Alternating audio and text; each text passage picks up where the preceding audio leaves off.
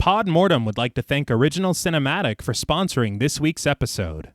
Original Cinematic is an independent production company that has made it their mission to create, produce, and promote films that are inclusive, honor women, promote the LGBTQIA+ community, and provide prominent positions and roles to POC actors and filmmakers, and promote the films of marginalized and underrepresented populations. These are all things that are extremely important to our podcast as well. Original Cinematic is currently accepting scripts and treatments. Both William and Xxena Rush are available via email or Zoom to discuss writing and provide input and resources to all aspiring writers, free of charge. Their information will be made available in the show notes. There may be delays due to a hectic schedule and all projects being read on a first-come, first-served basis, but everything will be read and responded to. William Rush has individually produced numerous projects, including Pack is Here, Before, The Cottage, The Winemaker, and Day by Day. Their multi-award-winning film Group premiered and was celebrated at multiple film festivals as well as screenings, both in person and via Zoom, that were made graciously available to us and our patrons. Original Cinematic has many exciting projects on the horizon. Their next film, Immersion, has been completed. The award-winning Sweetener is in development, Fetish begins shooting in September, and Encore will begin next spring. Their documentary Women in Conversation is slated for a September release, and we are looking forward to each and every one of them. It is truly an honor to partner with Original Cinematic, and we can't thank them enough for their contribution to our show. And now, back to our regularly scheduled program.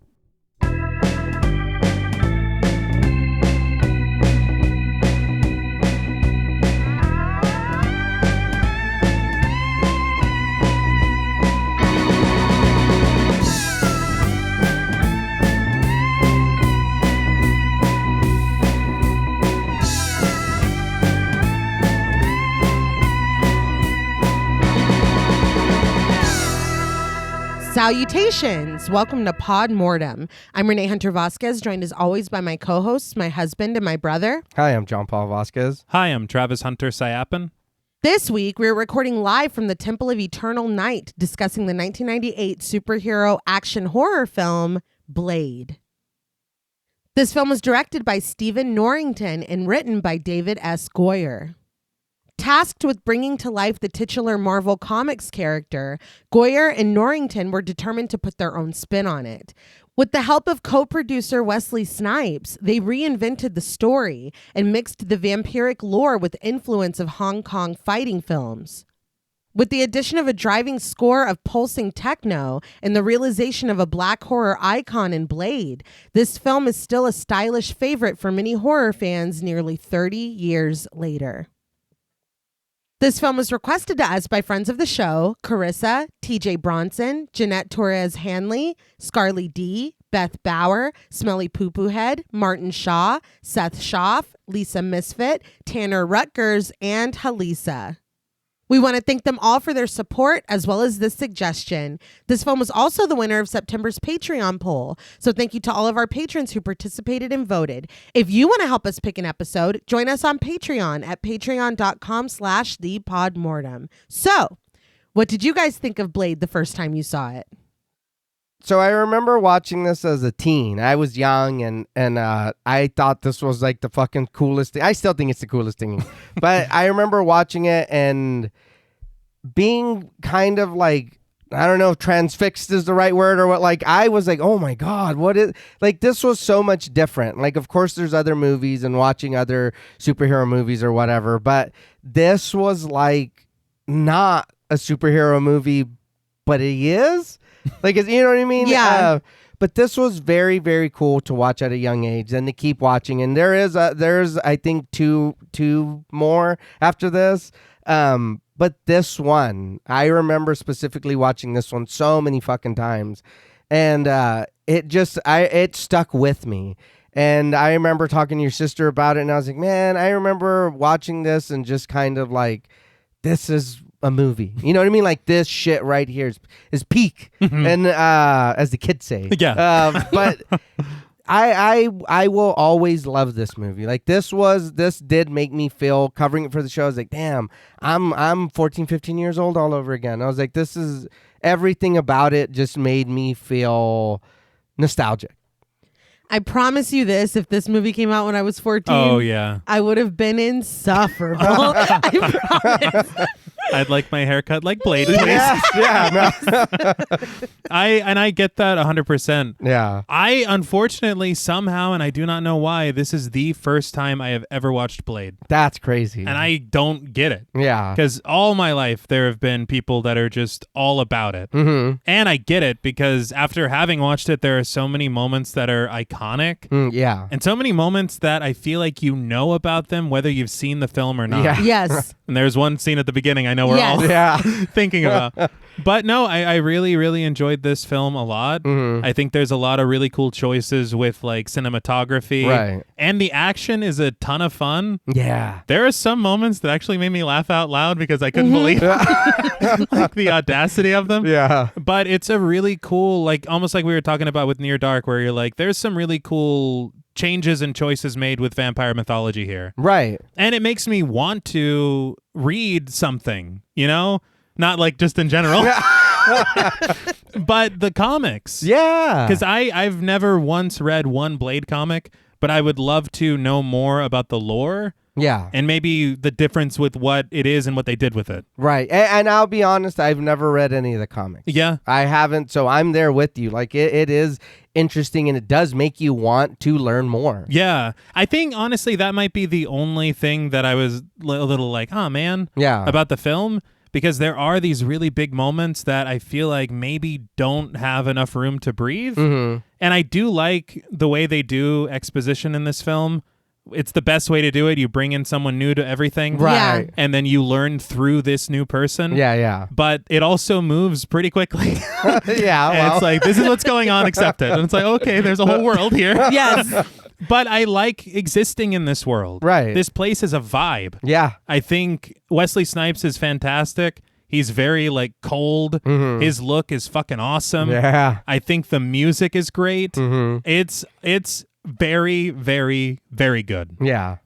Yeah, I loved this. I'd never seen all of it before either. I remember when we were kids and our parents were watching it and we were told to get out, which, you know, sure. But I thought it was fantastic. And this was on your birthday poll. Right. And you did something kind of outside the box and interesting with the birthday poll. And this is the Right. one I was secretly hoping would win. So I was really, really excited to get into it because I feel like it is kind of like criminal that T and I hadn't seen it yet. Yeah. But no, I think it's great. I think that there are a couple things in the latter half that I was like, wait, huh? A couple things T had set off mic that there's one really big thing that I think we should have treated as bigger. Right. And I'll agree with that. But I think overall it's so much fun. It looks fantastic. It's so stylish. I think that the music is fucking awesome. Yeah. And I like when I was working on it, I had told you guys, remember when movies looked like movies? Yeah. Like yeah. the way that this film looks and feels, not to mention that this is like the hottest cast ever. I'm like, everyone's a fucking 10. Everyone's a smoke show. It's insane. But besides that, it's so, I don't know. There's just something about it that is very weirdly comfortable. Maybe as, you know, a kid of the 90s. I don't know. But it's almost like nostalgic, like the color palette. Something about it is just like, oh, I'm home. Like, I don't know. You know what it kind of put me in the mind of watching it again and, you know, being older and whatever. It almost, and it being dark and it still working and being in this universe, like you were saying, T, it almost reminded me kind of like a Batman universe. Yeah, yeah. Okay. You know what I mean? Everything is dark. Everybody's, he's coming out of the fucking ceiling. He's Yeah. you know what I mean? I was It's like, oh. very comic book in Yeah. that way. Yeah. Like, there are frames in the film that you're like, oh, I can see that as a frame in a comic book. Yeah, yeah. Like, I totally see Batman. I see the Matrix. I know That that was, yeah. the Matrix wasn't out yet, but it's the same, like, I don't know, that same vibe of just we're doing something weird and gritty and like, I don't know. It was, I liked it a lot. I feel like there's also, just like you're saying, something so specifically late 90s about it. Yeah. And that's not a bad thing. No, not at all. It's a No. very, very comforting place to return to. And maybe it is for us, just that built-in nostalgia. Yeah. But it definitely worked for me. I think that this is really great. It's definitely going in the rotation. I'm mad at myself for not watching it before now, but I really loved it. I can't wait to talk about it. But before, obviously, we need to get into production a little bit. So I got my information from featurettes on the DVD, an article, an interview in Entertainment Weekly, and articles from Cinefantastique. Okay. So let's go back to the early 90s when one Wesley Snipes bought the rights to Black Panther and was desperately trying to get a film adaptation made with him as the lead. All right. There was issue after issue with the scripts, with finding a director, with that director's vision conflicting with Snipes' vision. When they did find a director, it was eventually aborted, much to Wesley Snipes' bitter disappointment. He was very upset. Damn, imagine that. I Yeah. know. In the 90s. Yeah. Enter a script for a Marvel character named Blade. Uh-huh. Imagine. Screenwriter David Goyer said that at this point, Marvel was bankrupt and they'd even already sold their rights to X-Men and Spider-Man. Yeah. He pitched a Blade trilogy, Goyer did, to the executives at New Line Cinema as the Star Wars of Black vampire films. All right. Producer Peter Frankfurt said that Goyer is writing and this thing just keeps getting bigger and bigger and more genre busting with more music and more fight sequences. And he's like, this is getting very expensive. You can tell just from the script. Yeah. So they go to the executives at New Line Cinema and they ask what they can do to secure a bigger budget. Goyer said that the first thing they asked was, can we make Blade white? Oh, fuck you. Wow. Yeah. Yes. Fuck off, That's dude. crazy. Goyer is like, absolutely not. And they were not budging on that.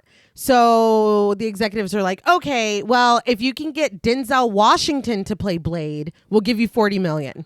I cannot imagine. No. I love Dude, Yeah, no. I love No. Denzel Washington, but Yeah, no. If you can get Wesley Snipes to play Blade, we'll give you $35 million.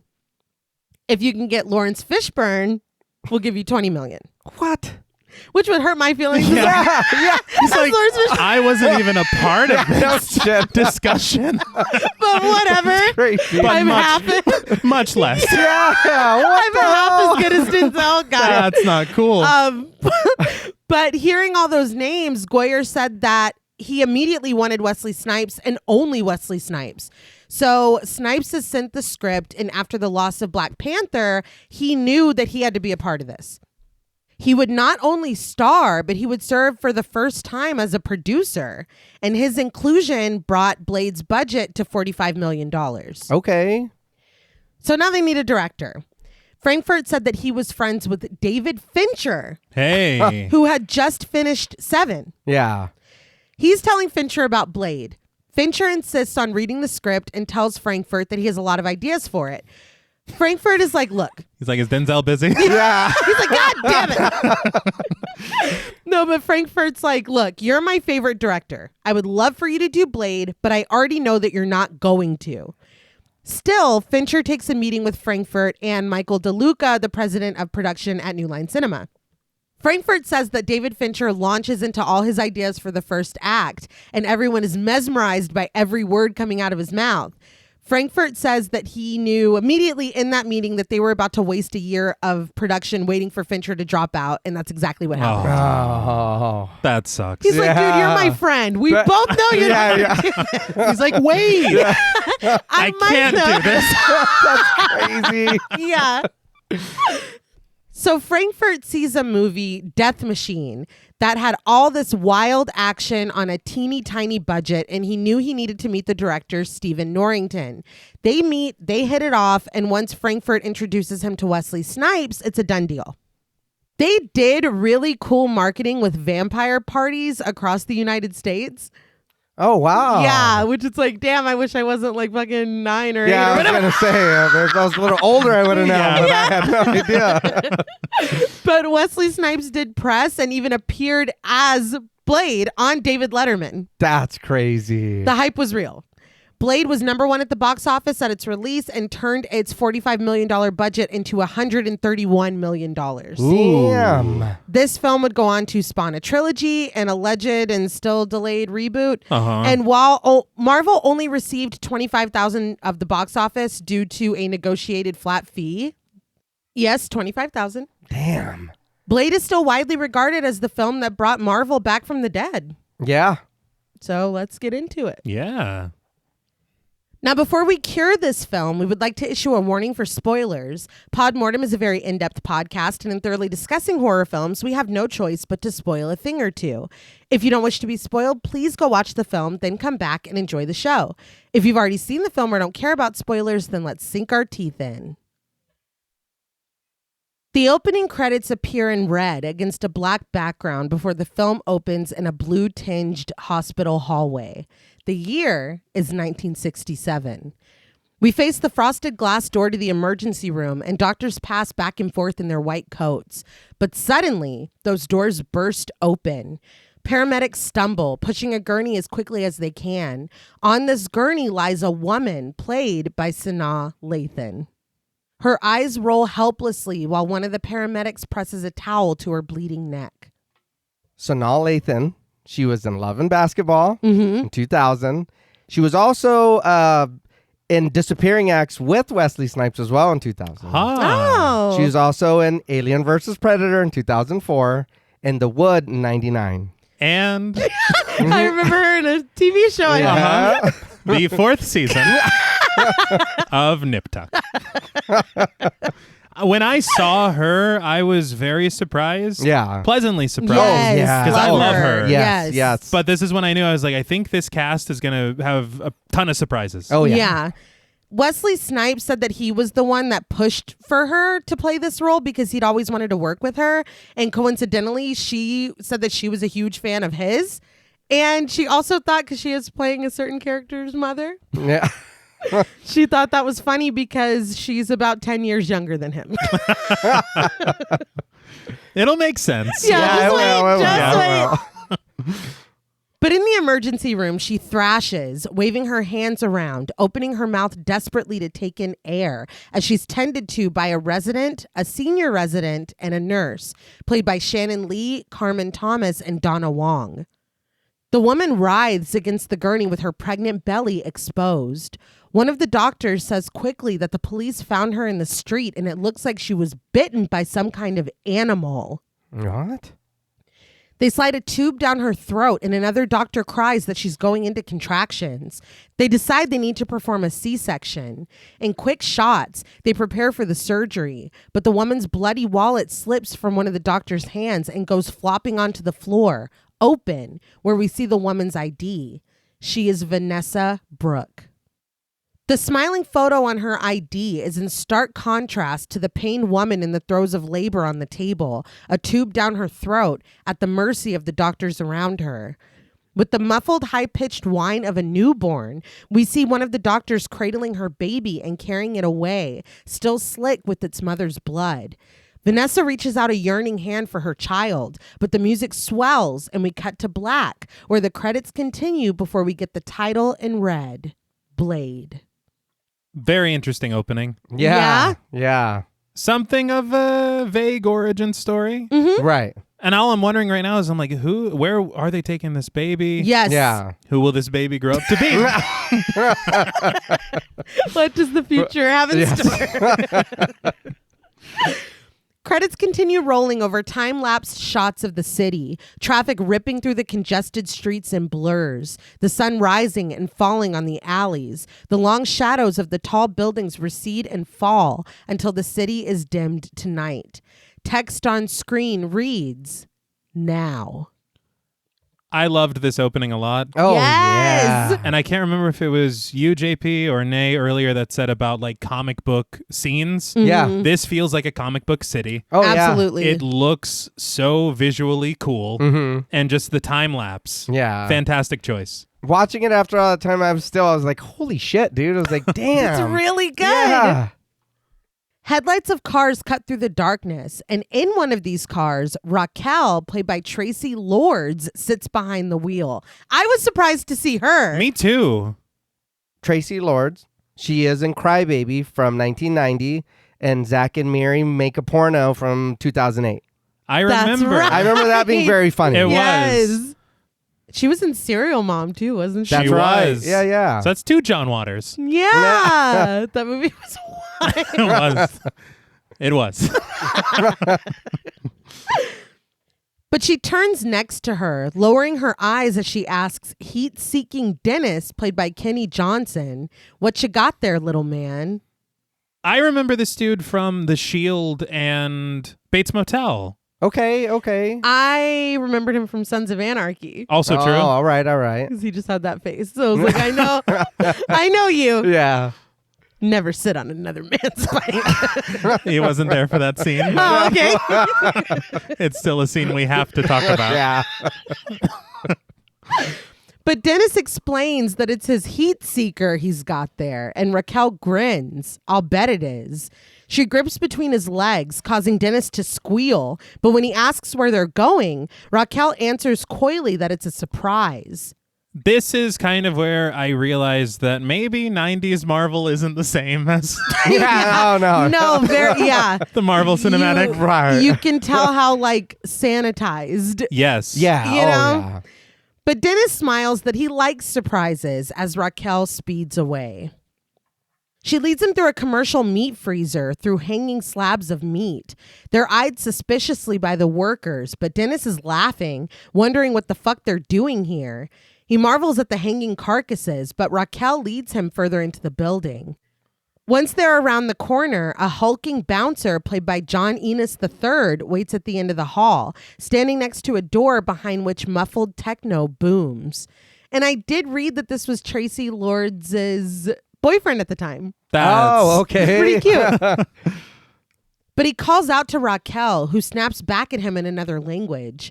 Dennis asks what she said, but Raquel just grabs him and claims his mouth with her own in a passionate kiss. He's satiated. The bouncer at the end of the hall grins and pushes the door open, unleashing the thumping and strobing beats of Confusion, dub extended edit by Pump Panel, and unveiling a dark and packed dance club inside. Okay. All right. Again. Yeah, we're good. The people inside writhe as they dance together, moving to the infectious music that a DJ spins. Quinn, played by Donald Logue, stands by in a mesh shirt, kissing two women, one under each arm. Donald Logue, he was in Zodiac Indeed. in 07. He also was in the Cloverfield Paradox in 2018 and in Ghost Rider in 07. Very cool. Okay. He also had a show, Grounded for Life. I loved that when I was younger. I remember watching that show. Yeah. And I feel like my idea of Donald Logue is so informed by that show. Yes. And so whenever I see him in movies not doing that, It's surprising. it is. Yeah. Even when he showed up in Zodiac, I was like, I thought you were a TV actor. Yeah. What the hell are you doing here? Yeah. He is so good in this. He is. Yes. He had said that he, at the time, had long hair. His friend braided it. He threw on a cowboy hat and went to the audition, where a bunch of guys in polos and dockers were waiting to audition for Quinn. Wow. He said that Norrington saw him and loved the look, that he just understood what Donald Logue, how he interpreted it. Okay. But he also said that the role of Quinn was originally a lot smaller, but that he and main character that we're going to meet in a second really got close and found a rhythm with each other that Norrington really loved. And so he wanted Quinn to be in it more. I think he is so funny in this. Yeah. He's really good. And I think that dynamic with the certain character that we're going to see, Yes. it works so well. Oh, yeah. And it feels like it's lived in by a lot. Absolutely.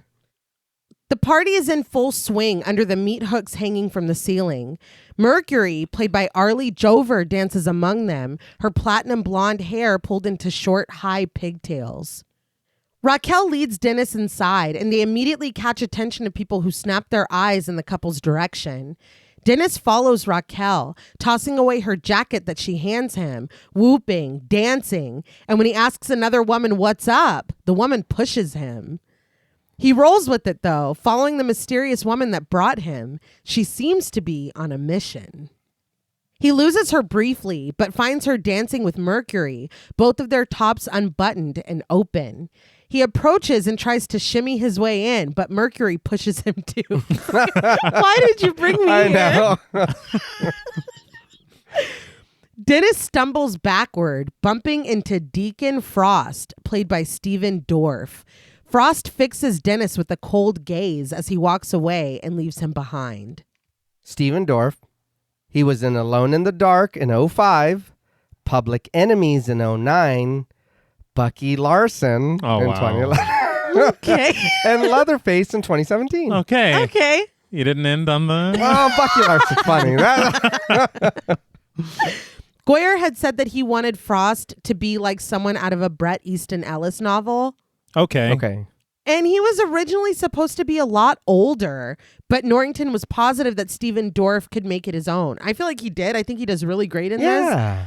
Stephen Dorff, though, said that he never wanted to do commercial films, and he felt like a sellout even taking this role. Calm down. Yeah, what? He said that what convinced him was his love for the Lost Boys as a kid, and he thought that this could be the Lost Boys for a new generation, but still he was convinced by taking the part of Frost that his career was over. Again, calm down. Yeah, what? I don't know. I think he does a really good job. I will say the moment he appears on screen, I was like, well, that's the villain of the picture. Right? Yes. I think that might be the bad guy. But as I'm watching it, I could not help but think and fan cast my favorite actor, Ethan Hawke, into this role. I feel like he would have done amazing, and maybe he wouldn't have complained about it. Maybe he wouldn't have been mean. Dennis is starting to get agitated now. The strobing lights show that his smile is now gone, and after looking around the overwhelming amount of hopping and dancing bodies around him, he decides that he needs a drink. Before he can make his way over to the bar, he feels something on his hand. He turns his palm up to inspect it, and he finds a drop of something red. He's like, the service here is Top notch. incredible. When another drop joins the first, Dennis swipes some with his index finger and tastes it. I wouldn't have done that. No, hell no. It fell from the ceiling. Yeah, no shit. Maybe somebody spit on my head. Maybe anything. Is this a margarita? Yeah, no. So this is definitely not a margarita. Quinn has moved to the couch with his two ladies now. He makes out with one of them while the other gives him the old thinner. God. Yeah, that's what's happening. Yeah. And a man sits next to them, watching approvingly and smoking a cigarette. Encouragement. Right. That's what we're here Friends for. being there for friends, okay? But on the dance floor, Dennis is still trying to identify this mysterious red liquid by taste as another droplet lands on his cheek. He turns around, confused, when everyone around him raises up desperate hands to the sky. The DJ throws his arms wide, smiling up at the ceiling. The sign hanging behind him is illuminated, displaying a single word scrawled in large dark letters: bloodbath. Thought it might be. Yeah. Now it's a party. Yeah. Yeah. Blood, slick crimson blood, begins to spray from the overhead sprinklers, much to the crowd's enthusiastic delight. All except for Dennis, who cowers and cries out, "No! No!" Not good. No. This is obviously a party that I've been invited to where I am very different from everyone else here. Yeah. So I maybe we don't draw attention. I was going Yeah, to say yeah. maybe blend in. And honestly, you're not even in any real danger. Like, their food is falling from the ceiling. Everyone around him continues to dance, rejoicing in this macabre shower, their exposed skin slick and stained red. In the chaos, Dennis finds Raquel, who looks up at him, still moving to the pulsing beat. She asks him, "What's wrong, baby?" before hissing and displaying sharp fangs in her mouth. Dennis screams, shrinking against the waving hands between them. He tries to flee, only to come face to bloody face with hissing and dancing people around him, all of them showcasing menacing fangs in their open mouths. They growl at him, laugh at him, surround him. Vampires. Dennis, still screaming, is able to run away, only to be punched in the face. He falls to the wet ground, where he is kicked mercilessly, which did surprise me. Yeah, I fucked up. Yeah. But I thought their tactics would be a little different then. Well, they got to tenderize the meat. He is able to crawl away, only to stop at a pair of black boots in front of his face. The commotion dies down around him, the steady spray of blood above slowing to spurts, a lull coming in the pulsing music, dancers taking a break, applauding, swiping the blood from their eyes. Dennis looks up at the owner of these black boots, up his leather-clad body in matching flowing trench. The DJ turns toward them and the partygoers follow suit, whispering to each other. Is that him? Jesus, that's him. It's the Daywalker. The crowd parts and we finally see him in all his glory, head lowered and eyes shielded in sunglasses. Blade, played by Wesley Snipes. It's motherfucking Wesley Snipes. Yeah. What an entrance, too. I know. Real quick, there's just so much. But again, from what I remember as a kid, he was in New Jack City in 91, Demolition Man in 93, White Man Can't Jump in 92, Tu Wong Fu from 95. I mean, he's been in a lot of stuff. The Gallows, like, it's Wesley Snipes. Yeah. I know I talked in the production section about his inclusion in the film, but do you guys know who was rumored to have been considered before he got on board? Oh. I'll give you a hint. Ladies love him. Tom Atkins. No.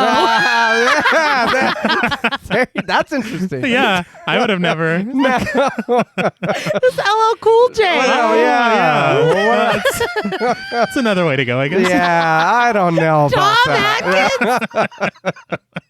Atkins. They're like, we'll give you 60 million for Tom Atkins. But Blade's presence has caused panic and unrest. Even Quinn scampers from his pleasurable spot on the couch, and although the blood-slit crowd cowers from Blade, they still bare their sharp teeth and snarl. And his reputation precedes him. Yes. Oh, yeah. They're like, is that him? Yeah. The tension mounts, only to be broken when Blade pulls out a shotgun and blasts one of the vampires away at the taunting cry of, "Come on, Daywalker!" I was like, what is happening? I didn't know if Daywalker was an honorary title or something, but it's starting to feel like a slur. Yes, That yeah. feels bad. It feels real bad, and I don't know how to feel for poor Blade. But and again, this is not at all what I expected to happen. I did not expect Blade to pull out a shotgun. Right. Yeah, again, watching it young was just, oh my, what the fuck? Of course. But it is still, even when I was doing it for this, I'm like, yeah, shoot him again. And he's got a whole Yeah. When the vampire's body hits the ground, it sizzles and dissolves. A woman sprints toward him, screaming and grabbing meat hooks on her way. She swipes them through the air expertly, but she's no match for the next blast from Blade's gun. She is lit up and dissolved, just like the first vampire. So anyway, Blade starts blasting, sending vampires flying into walls and chain link, destroying them. The partiers are fleeing now, but Raquel pushes her way toward them, calling out to Blade, promising to rip his fucking head off. But Blade twirls toward her and spin kicks her in the face before shooting another approaching vampire. Raquel goes down, but she pops right back up. Blade levels the gun at her, but when it clicks dry, he punches her as he kneels. Raquel leans forward, hissing into Blade's face, but her own is vaporized when he is finally able to fire his shotgun, killing her. When he drops his gun, Blade fights with his fists, stabbing a downed vampire who sizzles into nothing. Everyone is fleeing, but Blade is picking off who he can, fighting them, grabbing one and sticking his head into the ceiling, kicking another's head into glass, electrocuting him on the lights inside. He's going wild. Yeah. Blade gone wild. Mercury runs over with two men clad in black. Her platinum hair is now the same deep red as her skin and clothes. All three of them shoot at Blade, but when Blade fires and kills the two men, Mercury is able to scamper away, dodging the bullets that he chases her with. The DJ stands with his machine gun now, but Blade makes short work of him, shooting him down. I was like, what? They were ready, I guess. Yeah. It was a trap, I guess. They knew. But Quinn pushes through the blood-streaked plastic dividers with a crew of armed vampires. He points an accusing finger at Blade, declaring, "That's him! Get him! Fuck him up!" He promises Blade that they're going to jack him up and make him hurt bad. Quinn cries out, baring his fangs, and the men rush Blade. They back into an empty circular pool with tall tile walls all around them. Blade dispatches them immediately and turns his sights on Quinn. Quinn presents his knife, but when 3 more black-clad vampires come in with guns, all Blade has to do is fling his sharp glaive. It cuts through the air and through all 3 of their necks, dissolving them into sizzling embers. Alone now, he and Quinn throw themselves into the center of the room, but Blade knocks Quinn down. He lands hard on the tile, the knife flying from his hands as Blade clears the room and leaves, fluttering his coat behind him. Quinn rises, screaming, and runs after Blade, but Blade was waiting for him. He raises a gun and fires, sending something small and silver into Quinn's shoulder. He goes flying and is pinned to the tile wall. Quinn screams, blood dripping from his fanged mouth, but Blade just fires again, landing another in Quinn's other shoulder and trapping him to the wall. Blade pumps his fist in self-pride and celebration, which made me laugh. Well, he's done a lot here. Yeah. He's like, yes. Dennis cowers in the corner, watching them as Blade approaches. Quinn mutters to himself unintelligibly, but Blade calls him by name. He admits, his voice low and deep, that he's getting a little tired of chopping him up. He presses a small button in his hand, and when it illuminates red, he adds that he thought he might try fire for a change. Quinn continues babbling in an unknown language, and Blade responds coolly, "Give my regards to Frost." As he turns, Quinn erupts in flames. Dennis tries to seize this moment and flee, but Blade grabs him. He forces him down on the ground, turning his head to the side and exposing his neck. His voice muffled by Blade's leather glove, Dennis can only ask, "Please don't." Man, this night did not go the way he thought it was going to go. No. Yeah. I didn't park my car here. What the fuck? But Blade's attention is pulled back to the next room where the overhead lights flicker and crackle. People are coming. Paramedics, police officers, and firefighters step into view, but all they see in the empty pool is Dennis sitting at its center, bloody and traumatized, and Quinn still pinned against the back wall and in flames. At the direction of the pragmatic officer, played by Marcus Aurelius, the 2 paramedics, played by Andre Johnson and Stephen R. Peluso, calmly tend to Quinn and Dennis as Blade disappears into a hole in the wall with the flutter of his coat. He climbs out into a blue-tinged alley where he is silhouetted as a shadow, strutting through the wind-blown trash. In this shot, I was like, that's a fucking comic book frame. Oh, yeah. How It's fucking cool. Mhm. excellent. I am hard pressed to think of a more badass opening for a film. This was fantastic. Yeah, I've seen this I don't know how many times, and I still, like I said, watching it, I was just like, that's fucking cool. Mhm. I was really impressed. I'm also still trying to piece together what this world is. Yeah. When that cop was just like, put him out, I was like, do they know about vampires? They were really chill about it. Yeah, they just put him out, and I'm like, okay, so what's that story? Right. Are they these underground creatures, or is it something like they live among us? Mhm. So I was really excited to learn. Yeah. But I think that this is just an incredible opening, like you said. Yeah. And 2, we're thrown in there. He's, you know what I mean? Let Frost know it was me or Yeah. whatever. We're thrown into this like, oh shit, there's already beef. Yeah. Something's Yeah. already going down. No, there's definitely established like conflict, which is cool. Yeah. Because now we get to watch it unfold and find out. It's also really funny to me that how many times has he quote unquote killed Quinn? That's the thing. So I'm like, 'Cause why, he's like- why don't you just kill him then? Yeah. He's like, I'm getting tired of this. But he said, give my regards to Frost. Right. Maybe he does literally want a messenger boy to go back and be like, you fucked me That's up true. again. Yeah. Yeah, but they're like, he fucks you up all the time. Yeah. According to Wesley Snipes, the extras at the blood rave really went through it. He said that they weren't allowed to clean themselves or change their clothes because of continuity. Oh. Wow. So, and he also said that they knew something was going to rain on them, but they didn't know it was going to be blood until the first take. I don't think that's fair. Yeah. Yeah. But he said that it did freak some people out and they quit. Well, I mean, it is blood. Mhm. The cinematographer, Theo Van de Sande, also said that one of the extras tried to sue New Line Cinema for giving him a skin disease from the blood. But Van de Sande was like, if the blood was toxic like that, I would have died from it. Because they were all in there. Oh, yeah, that's true. That's something that I heard from the production designer. Yeah. He was talking about how the crew, because they filmed this, I guess, over 3 days. Yeah. And he said that they were given like the cheapest raincoats that money could buy. And so within the first 2 minutes, the sleeves were falling off. Oh. And so they were in the same boat as these extras. Yeah. I thought you were going to say soaked through, not falling. Yeah. It was acid rain. But I also read that several extras tried to sue for a horrible rash that they got from the blood. Okay, so maybe it was. But Yeah. Goyer said that it was just corn syrup and that it was unpleasant. It was hot and sticky and stinky. Okay. But that it didn't hurt anybody, he said. And Donald Logue fought to not be in the blood at all. That's why he's on the side. Quinn's on the side on the couch. He didn't have to deal with it at all. What surprised me as well in that interview with Kirk Petruccelli, Yeah. the production designer, Yeah. he had said that they had searched for a very long time to find the perfect location and actually found a rundown meat packing factory.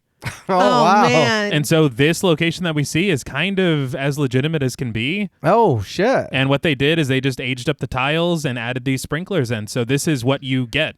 Okay. That's really that's cool. I also just love this idea of the vampires just fucking partying in here. Yeah. And like they had to logistically like rig blood to come out. Like I just like thinking about them being like, man, we're fucking tonight's gonna be awesome. And they hired a DJ. Yeah. Wow, they like to party. A vampire DJ. A vampire DJ who packs, apparently. Yeah. He's ready for anything. But a creepy morgue guy, played by Clint Curtis, backs into the morgue, pulling a gurney with a full body bag on top. He tells his coworkers that he's got a charred cadaver here for them, and it's still warm, too. I would have liked this better if he was eating a sandwich, but I'll get over it. With help, he lifts the body onto the table, but when Curtis Webb, played by Tim Guinee, unzips the bag, a plume of dark smoke rises into their faces. Curtis turns his head and coughs, commenting that that's rank. As we press in on Quinn's charred and blackened remains, the creepy morgue guy explains that the paramedics said he was still screaming when they found him, stapled to a wall. We zoom in on it and he's like, it's very pretty. But a woman in a white coat, played by Nabushe Wright, works in a lab, jotting down notes. We drift down to her name tag, which reads Karen, hematologist. Nabushe Wright, she did look familiar to me. She was in Fresh in 94 and Dead Presidents in 95 and Three Strikes in 2000. That's a funny movie. Yeah. Yeah. I love me some Karen. We'll get into it as we go along, but I this character is fucking great. Yeah. I agree. I think that so much so that I want more time with her. Yeah. Yeah. I did read that she said she had trouble watching herself perform. She didn't like watching herself. And so Wesley Snipes made it mandatory that she watched all the dailies to like force her to get over it. I don't know how I feel. There's a thin I was line. gonna say, yeah, I don't know. There's a thin line. The screen is overtaken with blood cells before we return to the lab. Curtis comes over, asking Karen if she checked the chem count. He says that the blood sugar is 3 times the norm, and the phosphorus and uric acid are off the charts. Karen confirms that he took this from a DOA, and Curtis says that he did as he pulls up a chair. Consulting the microscope in front of her, Karen asserts that it doesn't make any sense. She directs Curtis's attention to the screen in front of them where the blood cells float. She explains that the red blood cells are biconvex, which is impossible. When Curtis points out that the polys are binucleated, Karen checks her watch. She sets her notepad down and tries to put an end to this. It's 3 a.m. But Curtis interrupts that it's not a joke. He tells her that the body is sitting in the morgue right now. Karen reminds him that he promised to give her some distance, but Curtis clarifies that he just wants her to come down and take a look. I was like, oh. Yeah. That was a little surprising. It was. Curtis is a very lucky man. I was like, this dork? Karen fixes Curtis with a long and suspicious look before standing and deciding that she'll go with him to the morgue, but no talk about them. Curtis is fine with this. They've already had that conversation. They snap on their gloves as they enter the morgue, where Quinn's charred body still lies exposed on the table. When Karen notices they haven't started on the internal organs yet, Curtis agrees that they've only taken a blood sample for the pericardium. Karen gently pulls open Quinn's jaw, inspecting inside with a pen light. She reports that the maxilla looks a little deformed and that there's odd muscle structure around the canines. Curtis takes his cue and begins the Y incision with intent to check on the tracheal mucosa. So this is where I was like, okay, so they are a secret. Yeah. Because she'd be like, yeah, this is a vampire. We're working on Right, yeah. his teeth. Yeah, that's true. That's The true. canines give it away every time. Quinn's skin squelches in the quiet room as Curtis cuts through, but he takes this opportunity to ask Karen a quick question. Do you ever have second thoughts about us? You liar. I know. You said you weren't going to say shit. No. You promised me. Karen looks up at him, annoyed, but she admits, sometimes.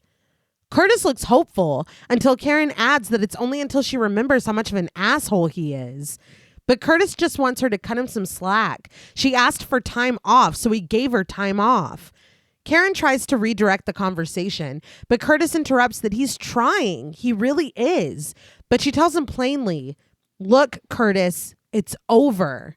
Just then, Quinn rises from the table between them with a roar. He grabs onto Curtis's face with his crispy hands and brings him close, sinking his teeth into Curtis's neck. My jaw dropped. Yeah. I like him rising up, not too shocking because Blade did kind of infer that he's fucked him up. Yeah. But him getting Curtis this quick? Well, it's definitely over now, Curtis. Yeah. It is, yeah. Well, he's got to eat. You know, Yeah. He's all crispy. He's got to get some of his gotta skin back. regenerate. Yeah. Worried about getting me some skin. Uncle Frank. Yeah. He looks incredible, though. Yeah. Yes, he does. I wanted to mention that because the makeup effects are just fantastic on this guy. Yeah. Yeah. Donald Logue said that the makeup took 6 hours. Damn. He also said that he fell during one of the takes and dislocated his jaw. Oh. That they had to take him to the hospital in his burn makeup. And he said that they gave him enough morphine to be able to force his jaw back into place, and then he went right back to set. God damn. I know. They're like, the only problem is his jaw, we swear. Yeah. We didn't do the rest of it. Karen watches all of this in very subdued shock. Quinn bites. Curtis screams. Blood pours from his mouth, and Quinn drops his spasming body to the floor. Karen is still staring when Quinn turns on her and growls. She looks down at Curtis before finally snapping to and bursting out of the morgue's double doors. The doctors and nurses in the hallway freeze, and Karen screams, but she's barely able to make it a couple feet before Quinn grabs her and bites into her neck too. Now I was even more shocked. Yeah. I couldn't believe it. No. But as she's being attacked, Karen looks up to see Blade slowly walking down the hall toward them. Quinn looks up, his blue eyes standing stark in his burned face, but Blade just pulls his fist back and punches Quinn. The punch was hilarious. Yeah. After all that we've seen Blade do, him just punching Quinn in the face was quite funny. Well, he's going to cut him up and then let him go again. There's a system. Yeah. Quinn is pushed back away from Karen, and he screams and cradles his nose. Blade reveals that he came back to finish Quinn off, but Quinn roars at him, "Get out of my way, you freak!" Blade just punches him again, and when Quinn grabs a fire extinguisher to defend himself, Blade just chops his arm off. It falls to the floor and sizzles out of existence. That's one way, I guess, to guess. disarm him. I don't know. Disarm? Donald Logue had said, too, in that interview that he had his arm cut off in another movie. And when they told him he had to be fitted for a prosthetic, he was like, I have my arm from Blade. Hey. Two cops round the corner and open fire on Blade, but the bullets just bounce off the thick vest over his middle. Breaking calm and stoic character for the first time, Blade's voice is high when he asks them, motherfucker, are you out of your damn mind? The police officers run away. Dude. I laughed out loud. How cool is Blade? Very. I was not expecting that at all. And they're hightailing it was hilarious. Like, Wesley Snipes said that he had to fight for that line because Norrington didn't get it. But he was like, I promise people are going to think it's funny. Yeah. What's not to get? I know. What? And I think it is shocking because we've never heard him say anything that wasn't like, you know, cool and deep or whatever. And so it's shocking in a hilarious way. Right. Because he's like, are you fucking for real? Yeah. It's just so genuine. Well, look who he's fighting right now. I know. You're going to try to stop me from fucking chasing Captain Crispy over there? Like, he's the bad guy. Yes, he is a monster. You guys are mad at me. Yeah. And he's already eaten 2 people. Yeah. No. Oh, yeah. But that's fine. No, it was hilarious. Wesley Snipes was right. Yes. Quinn runs too, pushing down 2 women in scrubs on his way out of the hallway. In the next room, he launches himself out of the window, screaming as he plummets down to the street. An ambulance just happens to be leaving the hospital with its siren blaring for some reason, but just as it passes, Quinn falls in, breaking through the ceiling and landing inside. The patient in the bed screams at the top of her lungs, but Quinn just kicks his way out of the back and runs into a dark alley. Whatever it was, we're going to have to treat her for shock, too. Yeah. But in the hospital, Karen still lies, twisted and bleeding on the floor.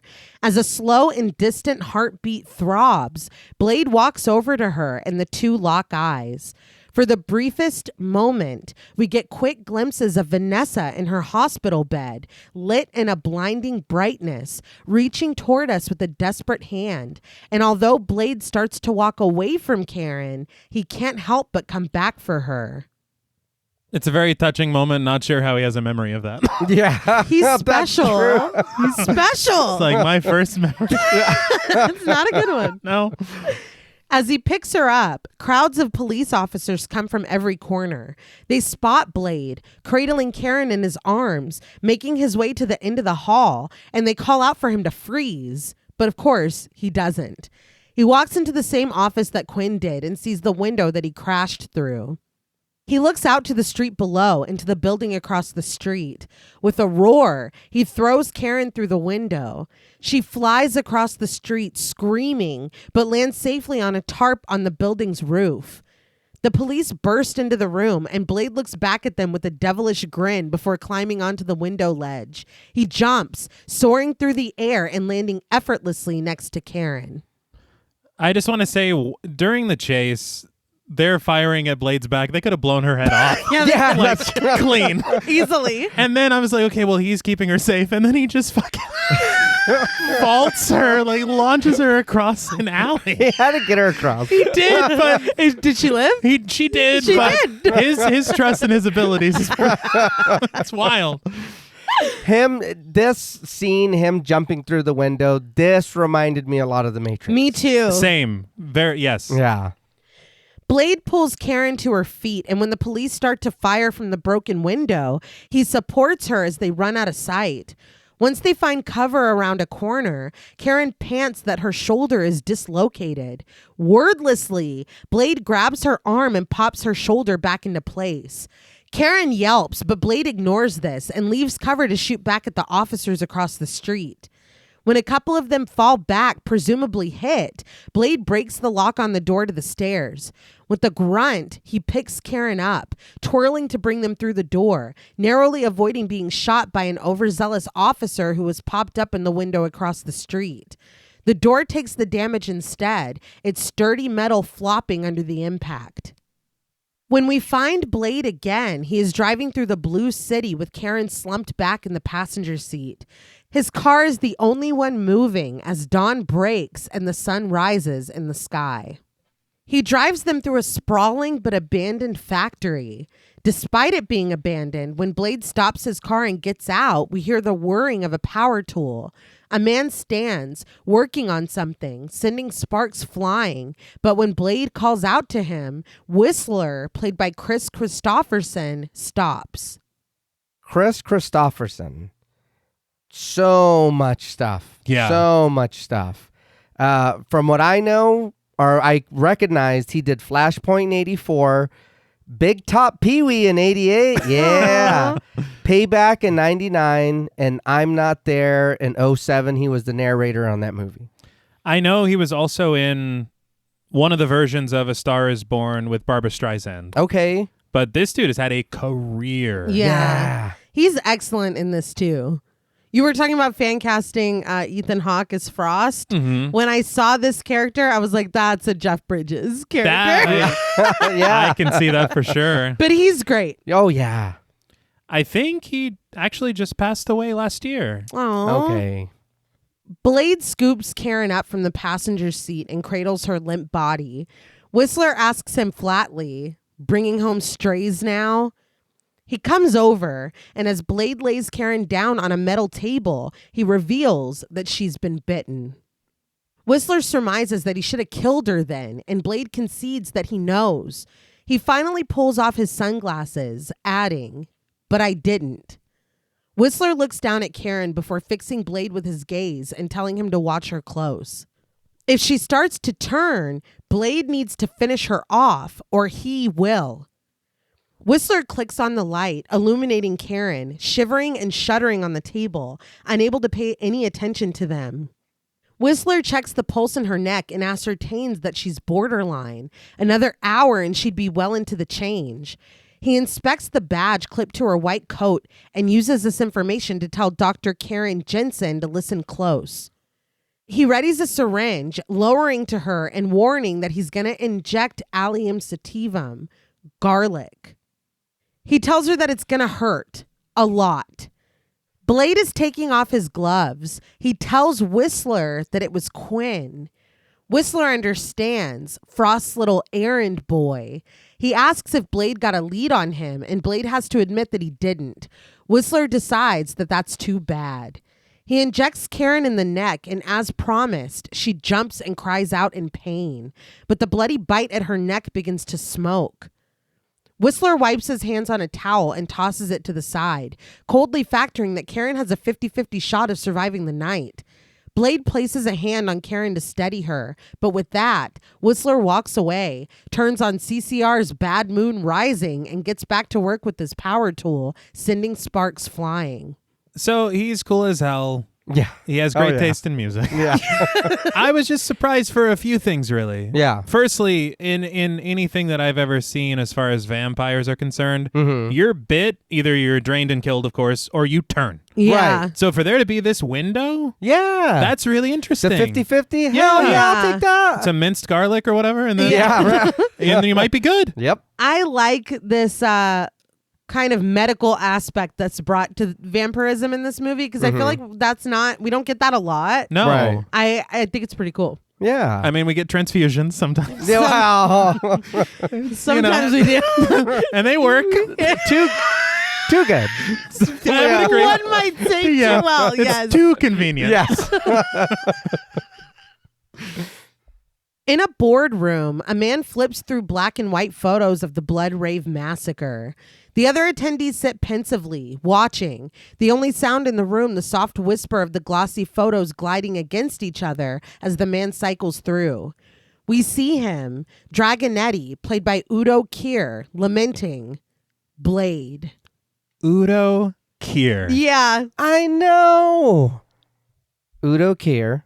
We talked about him in Suspiria, 77, and Lords of Salem, 2012. That is right. And Grindhouse. That's right. Oh, yes, and Grindhouse as well. Don't forget Grindhouse. That's right. That's right. This dude is like a perfect cast vampire. Yes. We were talking off mic and we were saying a person like Mads Mikkelsen, who just looks so interesting, would also be like a perfect vampire cast. Yeah. And I feel like there is none other than Udo Kier. Like, he looks like he needs to be in this exact role. Oh, no, yeah. He said that he was brought on because he'd been in Warhol's Dracula and Frankenstein. And I did read that he had already played a vampire like several times before.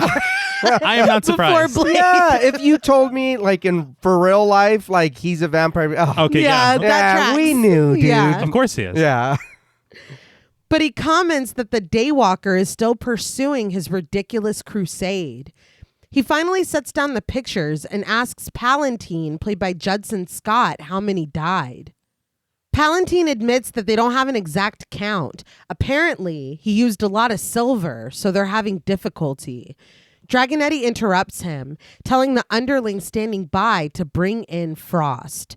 So I'm like, okay, that's why they were disappearing like that, because they were being shot with silver. Yes. Right. And they're like, dude, we don't fucking have a body count. But the underling does as told, leaving the room to go to fetch Frost, who stands with his back to the door in the waiting area. When he's told that he can go in now, Frost pauses, pulls the cigarette from behind his ear, and lights it.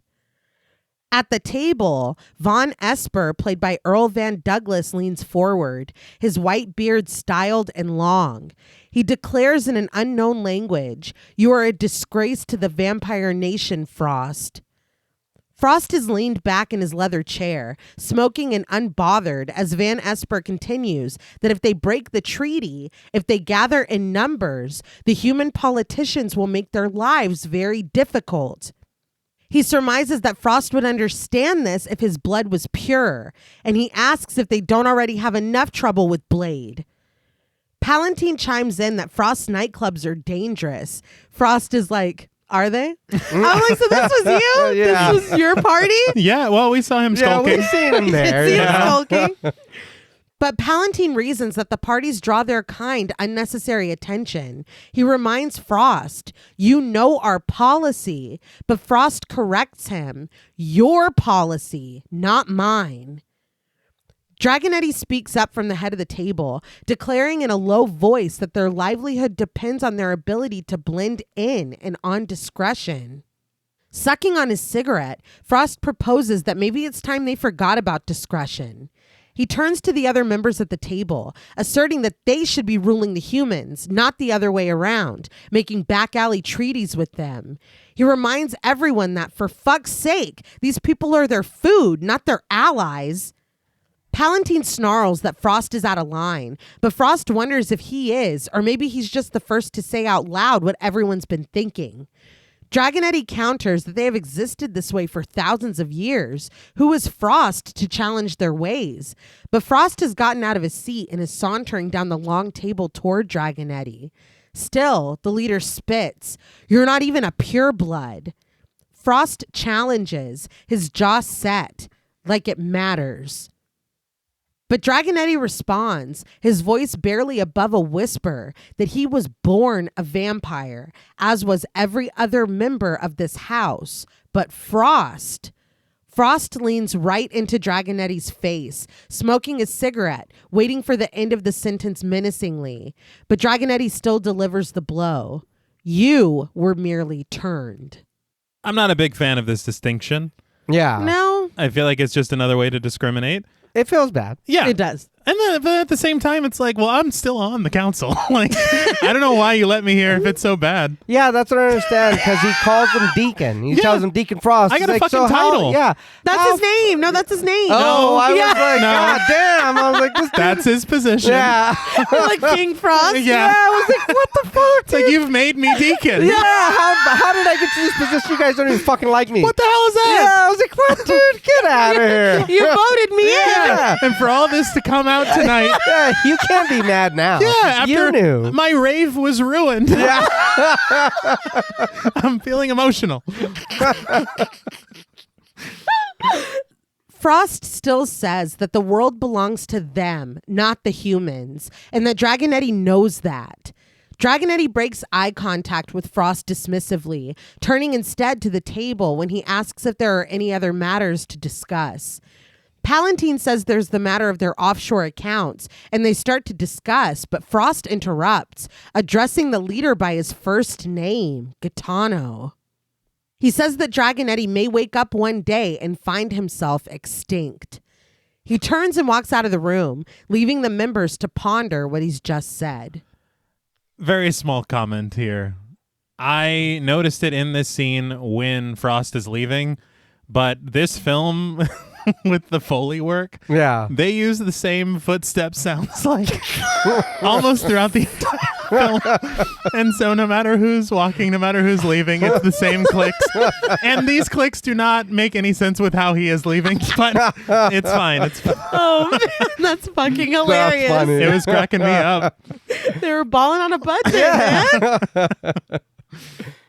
The little bell on the door jingles when Blade enters the shop. Cam, played by Kenneth Leon Williams, looks up from his writing, nodding at him. Blade looks at the corked bottles on the counter, turning one filled with a milky fluid so that we can read the label, Essence of Garlic. He sets it back down and fishes a rattling bag from his jacket. Cam points out that Blade is a week early, and he agrees that he is, tossing the bag over. Cam catches it easily and looks inside as he leads Blade into the back room. He throws the bag onto the desk, revealing its contents to be expensive-looking watches and rings. Blade explains that Whistler says he's building up a resistance to the serum. Cam says that he figured that might happen. He hands a small bottle to Blade, who takes it in his gloved hand. They dap each other up and hug, and Cam tells Blade to take care of himself. Blade promptly turns and exits the shop. So it's like, what serum? Yeah. What are you talking about? But at least it seems like we do have friends. Mm-hmm. Yes, yeah. We do have people helping us. I will say this introduction of this character, I expected to see him more. Mm-hmm. Yeah. Yeah, really. Karen wakes up in a bed she's never been in before. She looks around the concrete walls, finding books and drawers, a table with a chessboard. In the corner, there's a small shrine with cushions set on the floor in front of it. But also, on the table next to the chessboard, on top of a large bound book, is Vanessa Brooks's license. Oh. Starting to figure out who that baby was. Yeah. She continues through the area into a workshop where a vibrant flower sits on a shelf in an otherwise drab room. So I did look up this flower, and it's a hybrid. The roots from one plant and the flower from another plant. Okay. So I thought that was pretty interesting symbolism. Yeah. And it's really pretty. It is. Yes. In front of a wall housing multiple guns is something underneath a cloth. When Karen removes the cloth, she finds a shining sword. She curiously grips the handle, and the base of it begins to twist mechanically on its own. Karen removes her hand and watches, leaning forward to inspect, but she jumps back when sharp spikes erupt out of the handle. Just as quickly, they suck back in. So it's like, this dude Yeah. prepared for anything. Uh-huh. Anti-theft system. Yes. Down a short flight of stairs in the abandoned factory, Blade sits with Whistler, who mixes fluids in a test tube, one a muted yellow and the other a bright red. As they mix together, he admits that he must be getting soft in his old age, letting Blade bring a stray in like that. He says that it was so damn stupid of him, but they might have lucked out. As Karen slowly creeps down the stairs, Whistler says that he checked her background, and it turns out she's a hematologist. That might be useful to them. Whistler puts a lid on the tube and shakes it before coming over to Blade, whose bare arms are exposed in a tank top as he secures himself in the chair where he sits. Blade says that he doubts that, but Whistler asserts that he's serious. Karen sneaks and watches as Blade tests his restraints, and Whistler ties down his other arm, continuing that he looked into Karen's notebook and she's onto something. He says that he had to increase the dose to over 50 milligrams. Blade hangs his head as Whistler adds that it's getting dangerous now, but he raises it, telling him to just do it, old man. Whistler grips Blade's chin and slides a mouth guard between his lips. He injects the mixture he's just made into Blade's neck with a syringe gun. As he dispenses it, Blade grunts and stares intensely at his friend.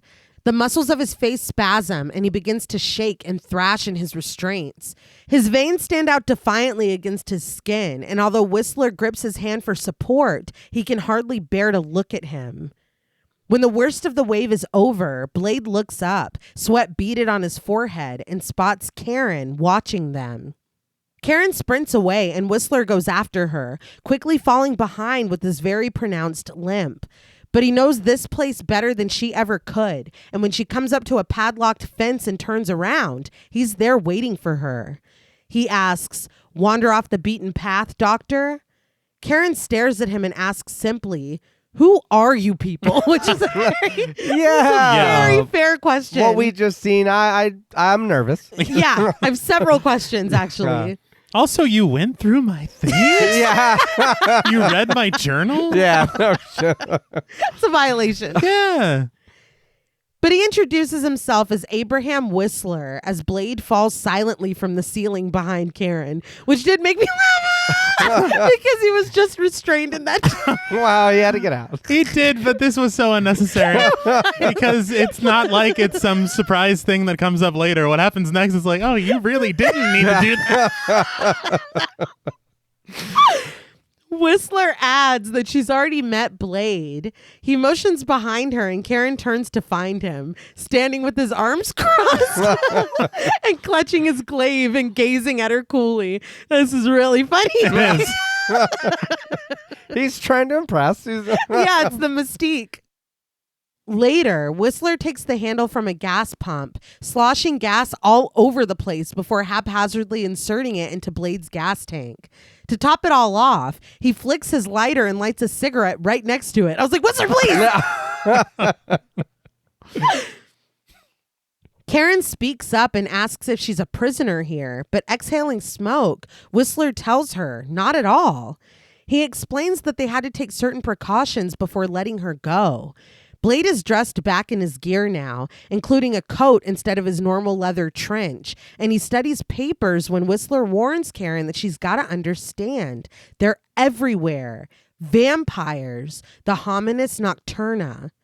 He says that he and Blade hunt them, tracking their migrations from one city to the next, but they're hard to kill because they tend to regenerate.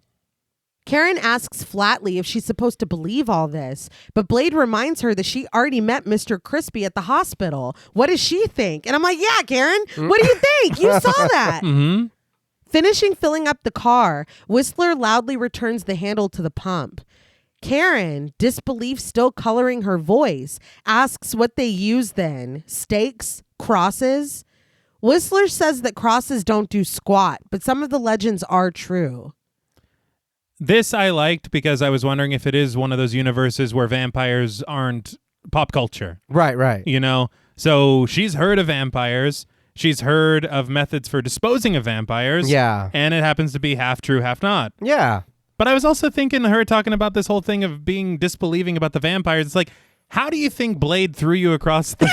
Yeah, oh, that's true. You were also bitten in the neck by a reanimated dead body that chased you down the hall and killed your ex-boyfriend. That also is a good point. Yeah, no shit. Yeah. Killed him by also biting him in the neck. For the record. And was drinking. Yeah. Whistler takes out a bag, educating that vampires are severely allergic to silver, and garlic causes them to go into anaphylactic shock. He takes out a big flashlight that whirs with blue light when he turns it on. He adds that there's always sunlight and ultraviolet rays. When he passes the beam over Karen's face, she squints her eyes and turns away. But when he puts it on Blade, his eyes are hidden behind the shades and he gives no reaction. Whistler tells him that he got it running and asks if he wants to give it a try tonight. Blade hops off the steps where he sits and walks over, but when he takes the light from Whistler, he points out that it's still heavy. Whistler argues, "Well, you're so big." Blade strides through the gate, armed to the teeth with a gun over his shoulder. Karen follows him, and he advises her that if she wants to live another day, she'll be out of town by nightfall. She asks him where she's supposed to go, and Blade finally turns and faces her. He explains that she's been exposed to them. One way or another, somebody's going to take her out. With that, he turns back toward his car. Whistler comes over and shares that there's a war going on out there. He, Blade, and a few others just try to keep it from spilling over onto the streets. But sometimes, people like Karen get caught in the crossfire. As Blade starts his car, Whistler hands Karen her jacket. She tells him that she has blood samples. She can go to the police. But Whistler says matter-of-factly that they own the police. Karen needs to understand that they're everywhere. Chances are she's seen them in the subway or at a bar herself and didn't even know it. Blade walks back over to them, and Karen asks Whistler if that's really it. They're just going to patch her up and send her on her way? But that's not it. Whistler takes something out of his pocket and puts it in Karen's hand, telling her that it's a vampire mace, silver nitrate with an essence of garlic. He warns her to keep her eyes open and to be careful. He starts to walk away, but stops to tell her one more thing. She needs to buy herself a gun. Karen stares at him as he takes a cigarette from his pack and continues that if she starts to feel sensitive to daylight or she feels thirsty regardless of how much she's had to drink, he suggests that she takes that gun and use it on herself. It's better than the alternative. God damn. I know. Yeah. Whistler walks away, and when Karen turns toward Blade's car, he's standing there watching her. So the cops know about him. The politicians know about him. Yes. Yeah. And we're just going about our day. Yep. Yeah. And it's just wild the way that he says it somewhat cavalierly. Yeah. He's like, oh, they own the police. It's like, wait, Yeah, no, what? it's super desensitized. Yeah. It's just fact. But that's very good to know. It is. Yes. Yeah. Blade drives in silence, the sunlight illuminating Karen's face in flashes from the slats in the bridge that they race down. It glints at them from between the tall city buildings. But the area that Dragonetti enters is nearly pitch black, save for the piercing light coming from the elevator behind him. He walks through rows of machines with glowing red lights to find Frost. A computer is hard at work on a desk with a chair, but Frost is sitting in the corner on the floor with his headphones in. Dragonetti reminds Frost that he's already been warned that these archives are restricted to the members of the House of Erebus. He looks up at the computer screen where ancient texts are being scanned and translated. He tells Frost that he's wasting his time. It's a dead language. The texts have never been translated, and Frost wouldn't even understand them. This whole time, Frost has been looking up at him, but music still plays in his ears. Incensed, Dragonetti bellows that he's talking to him. Frost just implores him, shh. He takes the buds out of his ears, making the pulsing techno louder for a moment before he turns it off. He stands, warning Gaetano to be quiet. It's a library. They don't need to shout. This dude is cruising for a bruising. Yeah. But as soon as Frost is in arm's length, Dragonetti winds his arm back and slaps him across the face. He demands to know what Frost is after. Frost swallows his anger and straightens his shirt before turning to Dragonetti and wondering, what's he going to do? He cups Dragonetti's face and asks again in a whisper, what? Dragonetti backs away from him, asserting that Frost bores him. But when Frost steps toward him, Dragonetti repeats, looking back at Frost one more time before disappearing into the shadows of the archives. Frost just turns his music back on and sits down in front of the computer, where despite what Dragonetti said, the texts are being feverishly translated. You're going to be a problem. Absolutely. Big problem. Yeah. Yes. On the street, pedestrians hop out of the way while the tires of Blade's car squeal and the engine revs as he pulls to the side to let Karen out. It's funny to me, too, because I feel like in most stories like this, we got to keep a low profile. And Blade doesn't know the meaning of a low profile, Yeah. which is really hilarious. Yeah. Karen starts to walk away, but Blade speaks, telling her to remember what they told her. She needs to keep her eyes open. They're everywhere. And just like that, he takes off down the alley, whipping up a fierce wind that sends trash swirling into the air and moves Karen's hair from her neck, revealing her bandaged bite marks. She calls out after the departing car, but it's still daytime. Still, when she turns to walk down the sidewalk, her eyes are suspicious. A pensive score mounts as Karen gets in line to wait for an elevator behind two women, played by Carrie Seeley and Beth Theriak. But on the back of the second woman's neck, she sees a small symbol tattooed.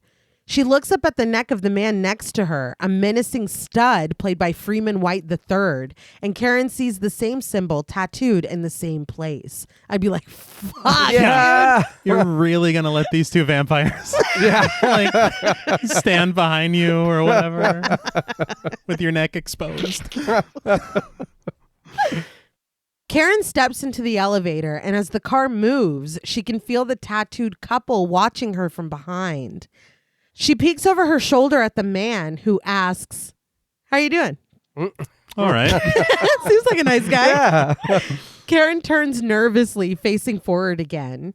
When the door opens, she steps out into the hallway, and just before the elevator doors close, the couple each reach a hand out, stopping it.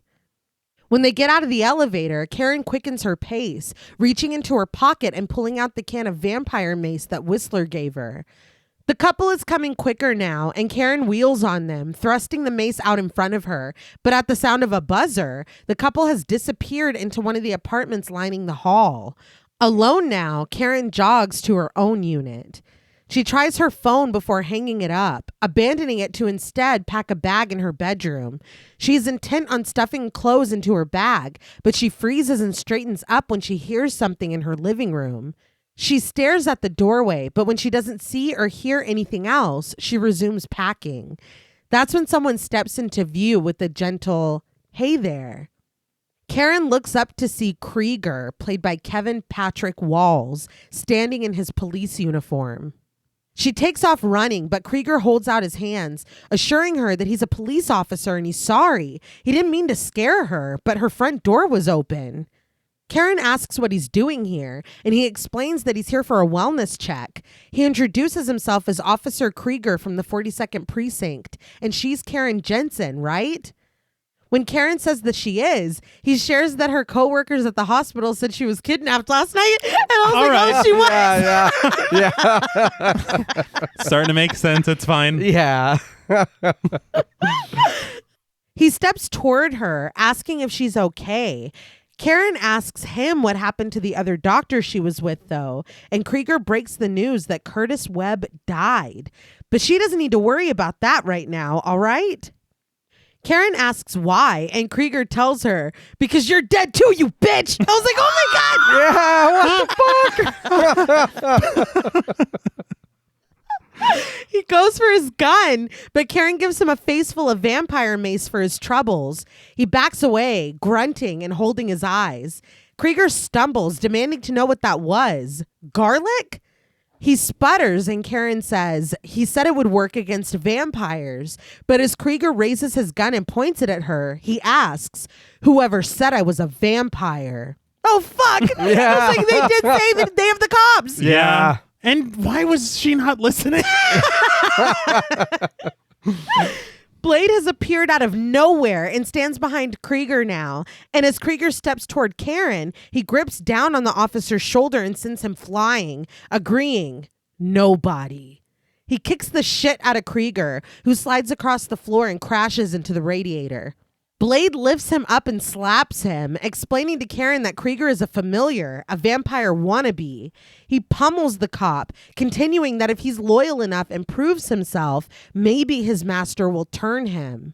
He throws Krieger around, destroying Karen's belongings as she realizes that Blade used her as bait. He just tells her coldly to get over it as he continues to beat Krieger's ass. Yeah, we needed a head. It's okay. Like, you gotta be bait. He'll, we'll save you. It's like Yeah. you could have let me in on it, though. Yeah, but then they would have known. When he throws the officer into a table and it buckles under his weight, Karen finally asks if all that's necessary. He's like, dude, this is my house. Yeah. Blade grabs Krieger and pulls down his collar, revealing a different symbol tattooed on the back of his neck. Blade explains that it's a glyph, a vampire cattle brand, meaning that Krieger is somebody's property, and if another vampire tries to bleed him, he'll have to deal with Krieger's owner, Deacon Frost. What the hell? Yeah, what? So this is his Renfield? Yeah, I guess. I'm like, Frost is the key to all of this. I feel like everything is coming back to Frost. And it was so quickly connected. That was a little... Yeah. But everybody knows that's his symbol. But thinking about it too, maybe that's why they were looking at her funny in the elevator, because she does have the things on her neck where there's a bite. If they're the same thing, they belong to somebody else. They're not vampires. They're like, oh my God, why are you looking at us? Right. Yeah. That's why she's like, how's it going? Yeah. Whatever. He's like, hey. It's like we're all on the same page. Yeah, right. We're friends. Yeah. Blade says that they've been tracking Frost for a long time. He lifts Krieger onto his feet. He's bleeding, sweaty, and swaying. But Blade, snatching his watch, asks if he's going to be a good bloodhound and tell him what his master's been up to. Karen points out with disdain that Blade is robbing Krieger. She asks if he's going to rob her too, but Blade asks how she thinks they fund their organization. They're not exactly the March of Dimes. He punches Krieger in the face, who falls to the ground like a sack of bricks, and Blade adds that the watch is fake before throwing it down on him. So I'm like, oh, so this is how he's paying Cam? Yeah. Yeah. And I'm sorry, Karen. What the fuck do you care if we rob this guy? Yeah, no shit. He was going to shoot you in the face. Yes. So let's. He was like right about to. Despite Blade coming in and stopping what was happening here, they all, Nebuchadnezzar Wright included, never wanted Karen to be a damsel in distress, ever. Like the tropey, oh my God, you know. Okay. They said that they were very conscious to keep her from being that, or just being seen as like Blade's love interest. Yeah. That's not what they were going for. Wesley Snipes even said that her being like this badass, strong character was kind of an homage to Pam Grier. Okay. Yeah.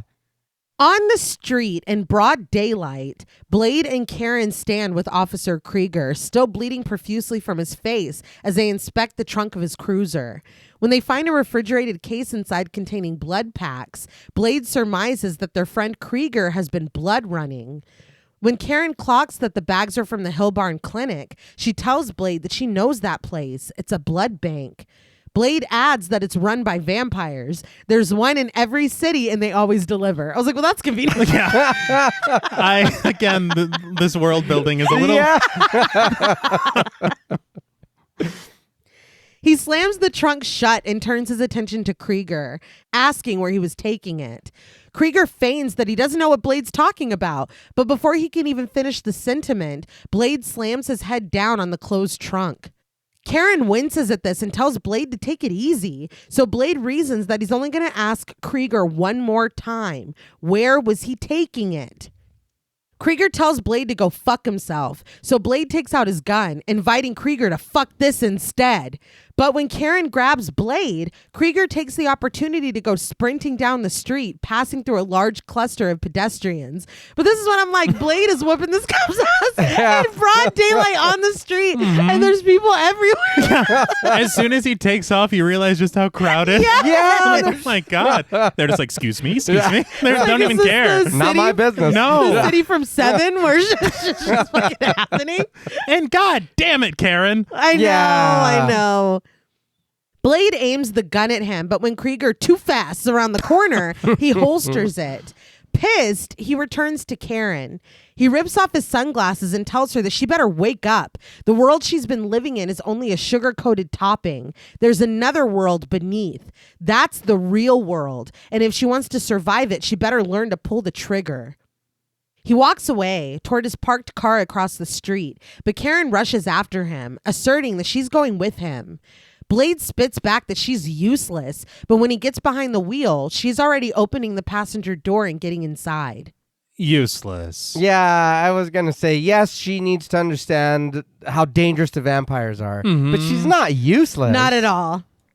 She tells Blade that she's sticking with him because it's her only chance to stay alive long enough to figure out a cure for herself. I was like, oh, Yeah. that's something I don't think I would have thought of. Just be like, I'm going to die. Yeah. I'm going to be a vampire. But as he starts his car, Blade counters coldly that there is no cure. In a beautiful time lapse, night falls over the city and the moon takes its position high in the sky. They still sit in the car and eating from a takeout container. Karen tells Blade that Krieger isn't coming back. Nobody's that stupid. Krieger's car still sits parked across the street, but Blade says that once you understand the nature of a thing, you know what it's capable of. Just then, Krieger comes sprinting across the street toward his car, glancing over his shoulder. He jumps in and starts it, and Blade smiles at Karen, satisfied with himself as he starts his own car. I'm like, dude, you can't blame Karen for thinking that nobody would be that fucking stupid. No. That is so stupid. It's the same day. It's like hours later. And I'm sorry, what kind of connection do you have with Frost that he couldn't send a car for you? You have to go back?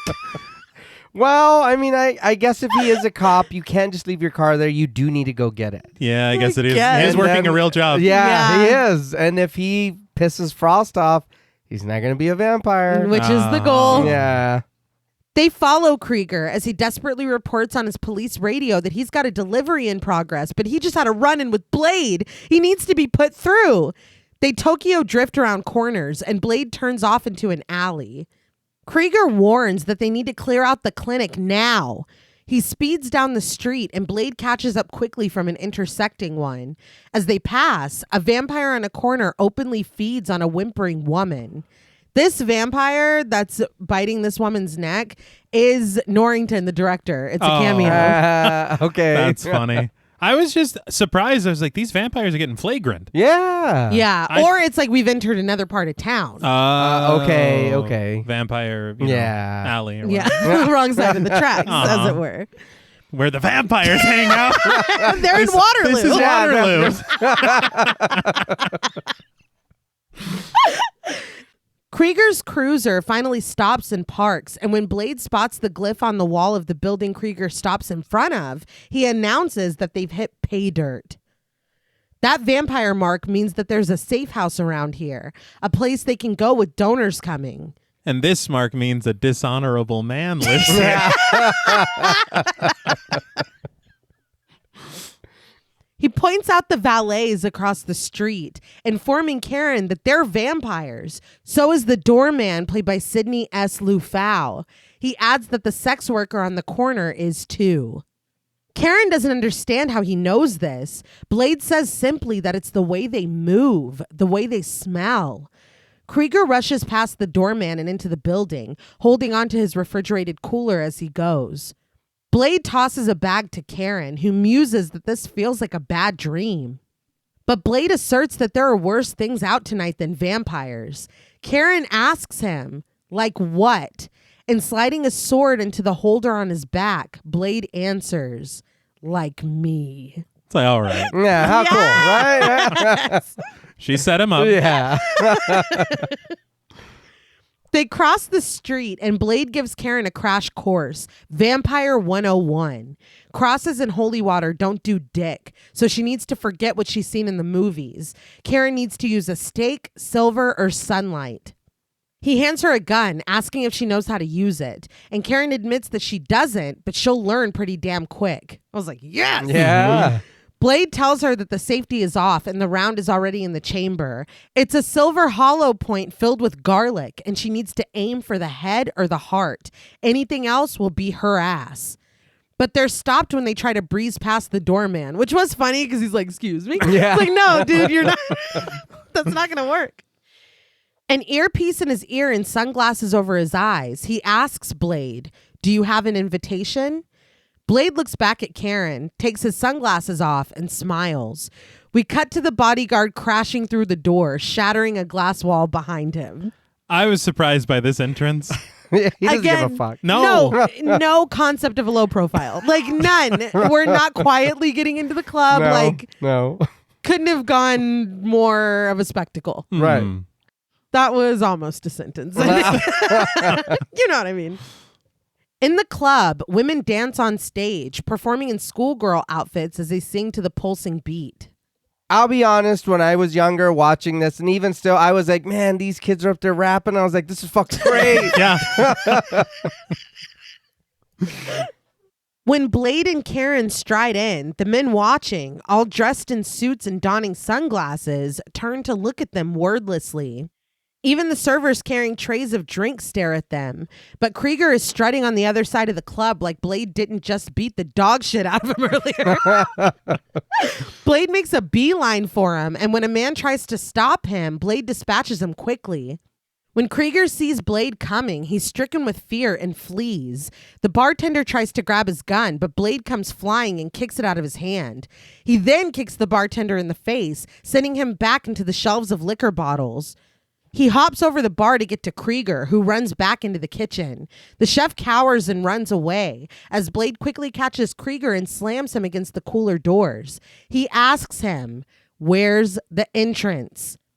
Krieger stammers that he can't tell him that, but Blade swings him into shelving and grabs him again, telling him again that he's only going to ask him one more time, "Where's the entrance?" Beaten and bleeding, Krieger finally points and tells Blade that it's in the freezer. Blade turns toward the row of closed freezers before looking back at Krieger with incredulity. He punches him in the face again for good measure and tosses him across the room, knocking him into shelves and causing their contents to topple down on the cop. Blade grabs at him again, pulling him to his feet, but Krieger pleads that he told him it's in the fridge. Blade opens the freezer door next to them and looks inside. There is indeed a set of stairs leading down into the depths of the building. What they do if someone wants non-alcoholic beer, I don't know. It's never come up. It's never come up. I did hear or see that on commentary they had mentioned that this entrance into the club like this was Blade's... Wesley Snipes' idea. He stays in character. Yes, he does. But it was his idea. And I was like, that's pretty cool that he had such... Yeah, well, he was a producer. Yeah. He still grips Krieger by the front of his uniform and spins him, imparting on him one last message for Frost. It's open season on all suckheads. He pushes Krieger by the forehead, causing him to stagger back. On his way out of the room, he passes Karen, who gives Blade a scolding look. But they walk together through the false refrigerator door, down the stairs, and into a waiting elevator. Riding it down takes them to the archives where Dragonetti was earlier. Blade flips the light switch, illuminating the rows of machines in their glowing red lights. Blade recognizes them for the archives that they are, and surmises that this is where they keep their records. Karen asks if it isn't a little too high tech, but Blade answers that the vampires have their claws into everything. Politics, finance, real estate. They already own half of downtown. Blade's like, it ate everyone. It's like, what are you not? Everything. Yeah. But elsewhere, the shades rise on a penthouse apartment overlooking an outdoor pool. As yellow rubber duckies bob on the surface of the water and a cool drum beat plays, Mercury stands dancing in the window, opening her arms to the night on the other side of the glass. So very quickly, I just wanted to talk a little bit about the music in this film. Okay. The composer, I read an interview with him. It's a guy called Mark Isham. And he had said that Norrington wanted to use a lot of techno songs, which is not surprising. Right.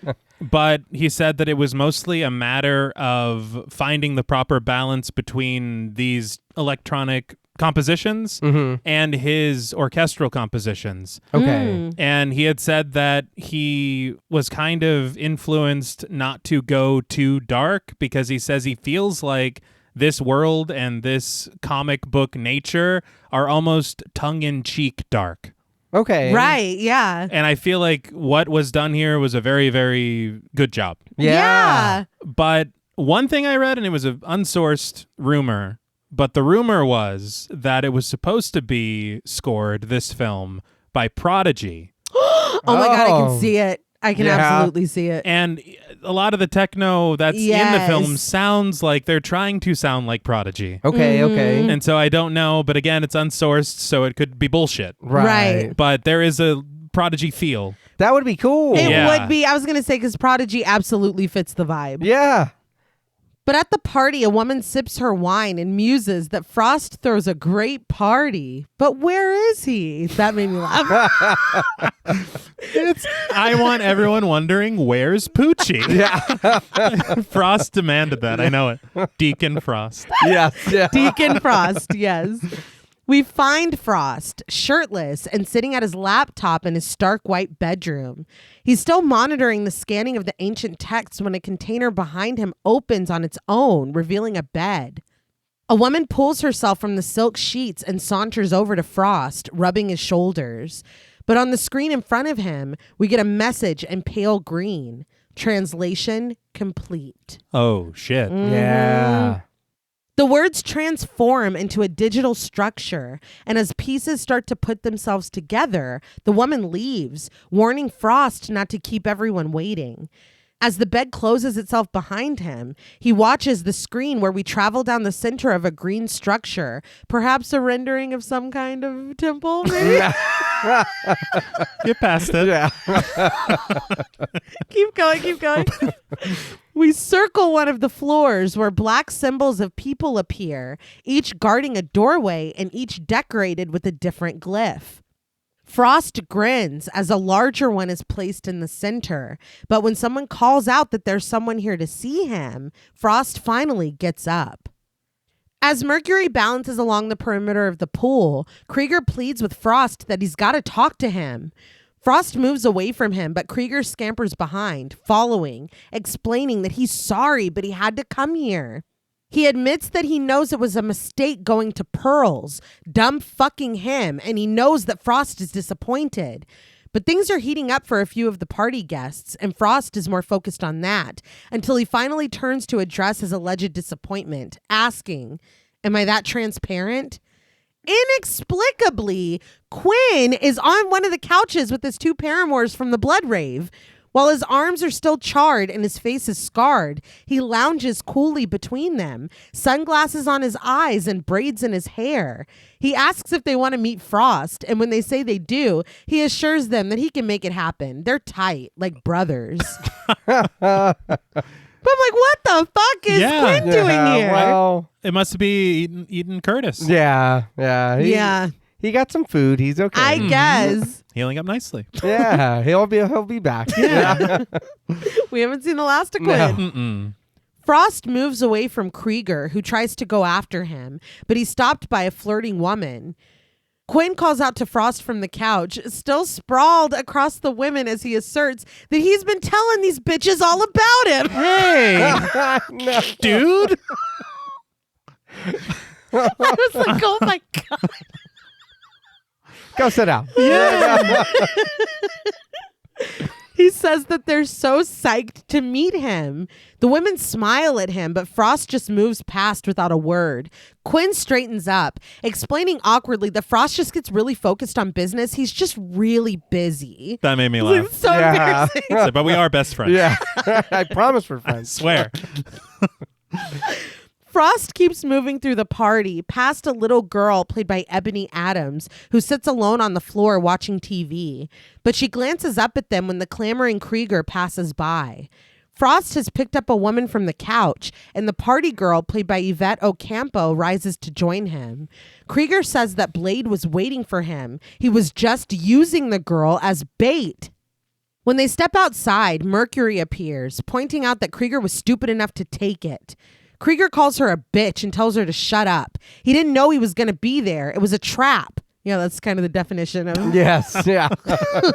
of bait and traps and whatnot. Mhm. But he turns to Frost, assuring that he doesn't need to worry about it. There's no problem. But before he can explain why, Frost snarls and lunges at Krieger, gripping him and sinking his fanged teeth into Krieger's neck. Quinn sits up from the couch and is like, yeah! He giggles, as does Mercury, throwing her head back in delight. Frost continues to feast as Krieger's eyes bulge and he stares unbelieving. Mercury watches the display lustfully, and when she comes over, Frost turns, claiming her face and mouth with his tongue in a sloppy makeout. Finished, Frost pushes Krieger's drained body into the pool. Mercury clings to him and they continue to kiss. He declares that they need to forget about the girl. He wants Blade. Mercury sighs that she knows he does, but Frost calls over his shoulder to Quinn, making sure that he heard that. He wants Blade, and he wants him alive. Quinn is like, what? Frost and Mercury walk off with their arms around each other, but Quinn follows, imploring Frost to wait a minute, laughing at the concept of wanting Blade alive. Right, look at what he did to me. You want me to try to bring him back alive? He's like, go back in there. Yeah. And was anybody surprised that he just flat out killed Krieger in front of everyone? Yeah, he didn't give a fuck. Yeah, well. Krieger was surprised too. Yeah. Noticeably. But when he took the bite, I was like, oh, this is just what they do. You know, like he's your like minion. Yeah. You feed and then you send him out or whatever, but you send him out. Yeah. And well, he had wanted to be turned. Blade said that was his whole like motivation. Mm-hmm. And it's like, oh, is he? Oh, no. He's killing him. Yes. Well, he fucked up. He did. But it's learning, you know? Growing pains. Growing fangs. That's what he wanted. It's not going to happen, though. No. But Blade is alive and well, walking through the archives with Karen, who wonders, what is that smell? They come to a corner concealed by a pillar. A myriad of computer screens are turned toward the center, and a high-pitched voice from an unseen person warns Frost he'll need 12 purebloods to make the ritual work. But as they get closer, the individual behind the pillar is exposed when he cries out, "Krieger, is that you?" There, sitting naked among pillows and screens, his large body naked and cascading, is Pearl, played by Eric Edwards. Eric Edwards, I can't remember if we did or we didn't, but he does have a credit on Candyman 92. Oh. Really? Yes. He also has a credit for Sergeant Bilko in 96 and The Little Rascals from 94. Ah. Yeah. Interesting. Yeah. This is a wild display. Yeah. We're going to talk about the effects in a little bit. But Blade identifies Pearl as the record keeper. And in response, Pearl lets out a loud fart and he squeals, "He's here! He's here!" So that's where that smell's coming from? Yeah. How did we get here? I don't know. It's Such a gradually. fair question. Yeah.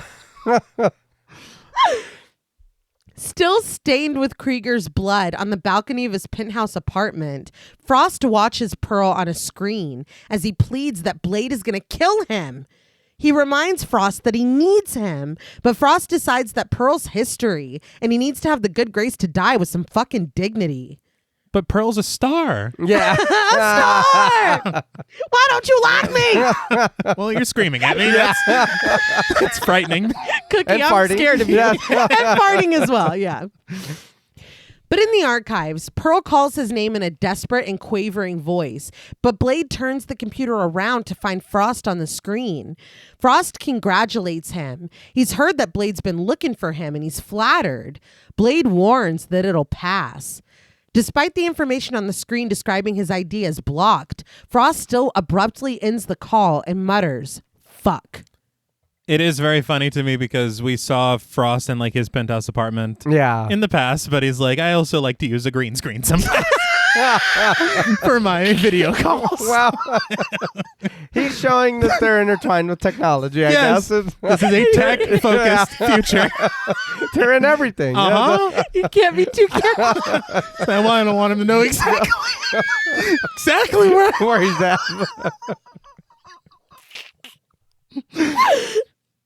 Karen readies the UV flashlight that Whistler made, and when Pearl asks what it is, Blade tells him, "That biscuit boy is a UV lamp." Mean. Yeah, we don't need that. He explains that they're going to play a game of 20 questions, and depending on how he answers, Pearl might walk out of here with the tan. He points toward the screen where the same rendering that revealed itself to Frost plays. The pale green structure, the little black renderings of people with glyphs on them. He wants to know what that is. Pearl chuckles suspiciously that it's just routine research. No, actually, it's a video game. With a signal from Blade, Karen promptly turns on the UV light and focuses it on Pearl, who sizzles and burns. He screams, smoke bursting from him in the cool-toned light as his skin bubbles and scars. Karen shuts it off, and Blade surmises that must have hurt. With no further prompting, Pearl cries out the truth. It's a fragment of the prophecy. Blade asks the next logical question. What prophecy? Suddenly coy again, Pearl mutters that he's not really sure. Blade glances over at Karen, who turns on the light again. Pearl screams, smoking and burning, before launching into another language. As Pearl cries out shrilly, the subtitles translate. La Magra is coming. The spirits of the 12 will awaken the blood god. As he screams, we watch the bright light illuminate that pale green rendering, glowing brighter with each of the posted figures. Karen finally turns off the light and Pearl is burned to a crisp, switching back to English when he taunts Blade. And there's nothing you can do about it, Daywalker. Blade asks him if that's so, and the energy is drained from Pearl when he shakes and answers meekly. Well, that's what Frost says. Blade reaches up and takes the translated archive disc, causing the screen to go black. He reasons that Pearl wouldn't mind him borrowing this for a while if that's the case. He gets up, instructing Karen to fry Pearl if he moves. Karen stands with the light at the ready. Blade notices a door at the other end of the room. He asks what it is, and Pearl answers frantically that it's just a storeroom, and he'd only be wasting his time by looking in there. I was like, you gotta stop lying, dude. Spraying a pink foam against the edges of the door, Blade reasons again that if that's the case, Pearl wouldn't mind him taking a peek. Pearl screams, no! And Karen blasts him with the UV light. Pearl raises up his tiny hands as his body is charred even further. His shrill screams turn to pathetic whimpers by the time Karen turns off the light. He smokes and squeaks in agony, and when Blade looks over at Karen, she explains, he moved. She's enjoying this a little too A much. little bit. I mean, I get it, though. Yeah. This is a lot. So, Greg Canham, who we have Really? talked about a lot, came on to do the Pearl makeup, but was asked if he would stay on to do more. Okay. As I've said, we've talked about this dude a lot. Just to name a few things, Dream Warriors, The Lost Boys, Bram Stoker's Dracula, even Mrs. Doubtfire in The Mask. Very nice. And perhaps most importantly, Thinner. I knew But it. that's just to name a few. He said that the concept for Pearl was that he's been sitting there for hundreds of years. He's brought in children and blood packs to feed off of. He can't even move anymore. Okay. Eric Edwards was cast in a chair and a huge puppet was built around that mold.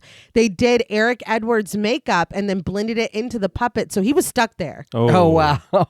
It was so big that it was constructed and transported on a trailer and then brought onto set on a hydraulic lift. Damn.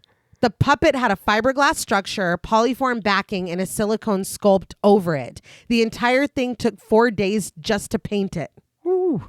There were also multiple actors inside of the Pearl puppet.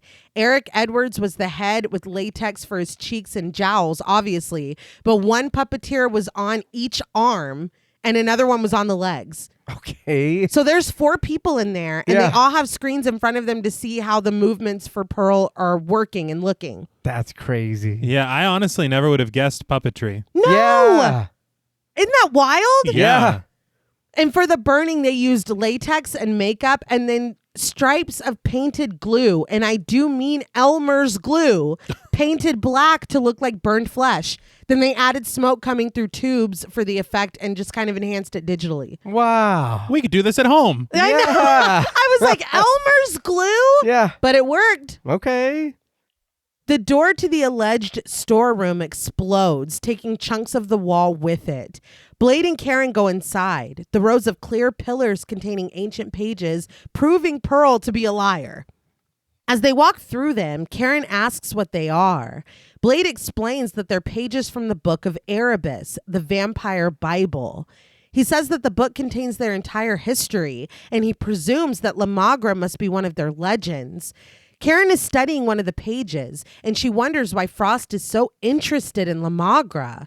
But Blade shushes her, sensing something moving through the pillars. He tracks the faint footsteps until he finds her, the TV-watching kid from Frost's party. He extends his hand to her and tells her to take it, but the girl scoots back and shakes her head. This is when Quinn calls out to him, "Hola, amigo." I was like, this fucking dude. He leads a pack of vampires, including a smirking Mercury. They force Karen with them. Quinn asks sarcastically if Blade remembers him before tossing the charred and useless remains of the UV flashlight onto the floor. With Blade's attention off of her, the young girl stands and spin kicks him, catching him off guard. She goes full Chun-Li, kicking at him until he crashes through the glass wall behind him. I was like, her leg is about to fucking go blurry like Chun-Li. I was pissed, though. It's like, you're playing on my soft heart. Yes, Yeah. I was here to help you. Yeah. The vampires advance as the girl continues to kick him. Finally, Blade grabs her foot and backhands her. He swiftly transitions into another fight with an incoming vampire, throwing him into a glass case which crashes, freeing the ancient texts inside. Blade holds his own for as long as he can, but there are so many vampires coming at him that he is eventually subdued. They pin him against a pillar and pull a wire across his throat. Quinn steps up, commending one of Frost's goons, played by Marcus Salgado. Quinn reminds Blade good-naturedly that he took his arm, remember? He pulls off his black glove, assuring him that it's okay because he got a new one. The hand beneath is sinewy with exposed muscle, but still, Quinn wiggles his fingers and grins. Mercury comes over, gripping onto Karen and giggling along with the crew at Quinn's unveiling. Quinn asks Blade sarcastically if he thinks he'll ever play piano again. Of course you can. Well, I couldn't before. Egged on by his cohort's chuckles, Quinn boasts that you can slice him and you can dice him, but the Quinn man keeps on coming. Kreese, played by Matt Scholes, calls out to Quinn to check it out. He picks up Blade's sword, oblivious to the secret hidden in the handle. He hisses that he's got Blade's pig sticker. He laughs deviously, but the laughs quickly turn to screams when the sharp spikes reveal themselves and send Kreese's blood flying. Quinn cackles that Kreese is a fuck-up. Kreese snarls with his tongue hanging out from where he's fallen on the floor. Quinn continues to taunt Kreese before deciding that Blade is just full of surprises. He spins and starts to pummel Blade's gut, and when Blade gives no reaction to this, Quinn punches him in the jaw, prompting blood to spill from Blade's lips. But Quinn gently holds Blade's face and implores him, "Stay with me, sweetness, because I'm not finished with you yet." He steps back, panting, and notices the sleek spikes hanging from Blade's hip. He takes one, admiring that it's silver, nice craftsmanship that probably cost him a pretty penny. He points the spike toward Karen, tracing it up and down her chest as he reasons that Blade is a man that takes his job just a little too seriously, don't you think? But he returns to Blade, suddenly realizing that he owes him one. He stabs Blade in the chest. Blade cries out in pain, and Quinn adds that actually, if Blade wants to get technical, he owes him two. Two? Yeah. He takes another spike from Blade's belt, and when Blade busts out laughing, Quinn asks him, "What's so funny, Bright Eyes?" Gritting his teeth, Blade tells him, "I'm expecting company." He continues to laugh, and we press in on the silver circle nestled in his ear, a muffled transmission emanating from it. Him being like, ha, ha, ha, ha, ha. I was like, this is hilarious. Suddenly, the wall behind them explodes and the pillars of glass come raining down. When the dust clears, it's Whistler that stands there in the wreckage of the wall, wondering, did I catch you fuckers at a bad time? Like, this is excellent. Yeah. Hell yeah. When Quinn's crew starts toward him, he simply opens fire, blowing them all away and giving Blade enough time to free himself, punch Mercury in the face, and grab Karen. When his underlings start to flee, Quinn begs them to go back toward Whistler. Blade and Karen hop through the wrecked wall and take refuge in the hallway behind Whistler. The crew continues to shoot, though, but they stop when Quinn screams that he needs him. Frost wants Blade alive. They lower their guns and instead rush toward the hole in the wall. But Whistler, Blade, and Karen are already heading down the hall. Karen asks if Whistler was listening the whole time, and Blade explains that he was keeping radio contact, leaving Whistler to add if Karen really thought he would let Blade loose without a chaperone. They come to the end of the hall, but quickly stop when an underground train races by, trapping them in the hall with Quinn and his crew closing in fast. One by one, Karen, Blade, and Whistler step onto the ledge, flattening themselves against the wall with the train racing by right in front of their faces. Whistler laments that he's too old for this shit. He yells at somebody to get him a goddamn wheelchair. Whistler's awesome. Yeah. But the bag that he's left behind has a red timer counting down. When it finishes, it beeps and explodes, shattering the rest of the glass, rattling the club upstairs, and sending a fireball down the hallway toward Quinn and Co. Whistler is knocked out of sight, and when Karen calls out to him, Blade asserts that Whistler can take care of himself. I thought we were friends. I just got hit by a train, I think. I could tell. I don't know. Did the fireball get him? Did the train? Yeah, he's like, he's fine. He's done this many times. What's happening? There's a lot going on. Yes, I'm taking it more as Blade's faith in Whistler's abilities, Of course. rather than like, oh no, fuck him, let's get out of here. Yeah. Right? I hope so. As the back of the train approaches, he yells at Karen to jump. They jump together, landing on the median, but Karen slips and falls onto the tracks. Quinn and his gang get back up and make it to the end of the hall, but Blade simply opens fire, spraying them with bullets. He jumps down to get Karen, and of course, a train is whistling toward them, but they hop out of the way. Quinn sees the train coming and times a desperate jump, but when some of his cohorts jump after him, they can just drop fucking dead. No, but they are crushed by the train. Very good. Quinn lands on the ledge alone, and Blade pushes Karen out of the way when Quinn lunges for him. Blade dodges him, and when Karen lands in a small opening, the passing train just inches away. He tries to reach her, only to be yanked away by Quinn. He's able to pull the sword from the sheath on Blade's back, and when he tries to attack him with it, Blade kicks it away. It lands right next to Karen, who notices it with a gasp. But she also notices Whistler on the other side of the train, hopping into a manhole and disappearing. And I did laugh, because where the fuck were you? I don't know. He can take care of himself. Yeah, Blade he was hiding. right. Blade is whooping Quinn's ass when Karen pulls herself up from the tracks with the sword in her hand. She thrusts it forward and stabs Quinn in his gut. Quinn throws his head back and screams, but Blade grabs him and pushes his head into the never-ending train. Pieces of his flesh are knocked away, and Karen tosses the sword up to Blade, who swings it and cuts off Quinn's other arm. Quinn lets loose a high-pitched scream, cradling his stump as he runs away. Blade lets him leave.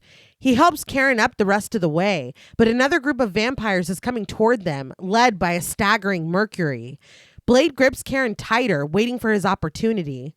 She asks him what he's gonna do, but she already knows. She doesn't even have time to brace herself before Blade grabs onto the back of the train and lets it carry them away. Mercury and her crew are fast, but they're not faster than the train, and they're out of sight by the time Blade opens the door and lets himself and Karen into the car. That was pretty cool. Yeah. What? No.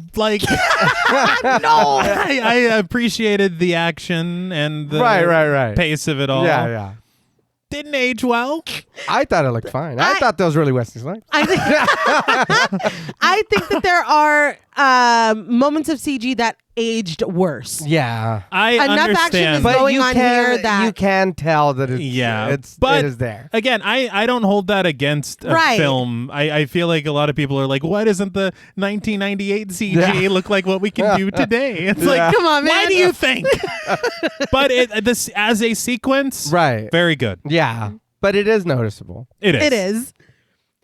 Blade is holding his arm and grimacing.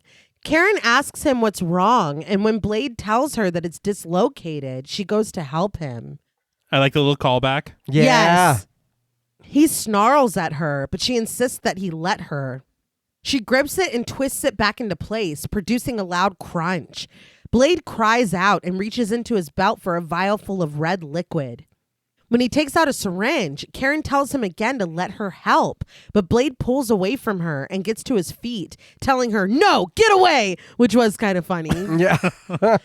He moves further down the car, and Blade uses his teeth in the hand of his good arm to load the syringe. He injects it into his neck and grunts. His eyes roll back. Karen accuses, "You're one of them, aren't you?" Blade says that he's not. He's something else. He pants, trying to catch his breath as he closes his eyes. It all fades to black, and we hear Whistler explaining that he found Blade when he was 13. He'd been living on the streets and feeding off of the homeless. At puberty, his need for blood had taken over. We find Whistler back at the hideout, admitting that at first he thought he was a vampire and he almost killed him. Then he realized what he was. Tending to his leg brace, he explains to Karen that Blade's mother was attacked by a vampire when she was pregnant. She died, but he lived. He'd undergone certain genetic changes, though. He can withstand garlic, silver, and sunlight, and he's even got their strength. With the cigarette between his teeth, Whistler says that by this time tomorrow, all Blade's wounds will be healed. Vampires age slower than humans, and Blade does age like a human, but unfortunately, he also has their thirst. Karen thought the serum was supposed to suppress that, but Whistler says that time is running out. Blade's body is starting to reject it. Drinking liquor straight from the bottle, he adds that all his efforts to find a cure have failed. Karen wonders why Whistler hunts them.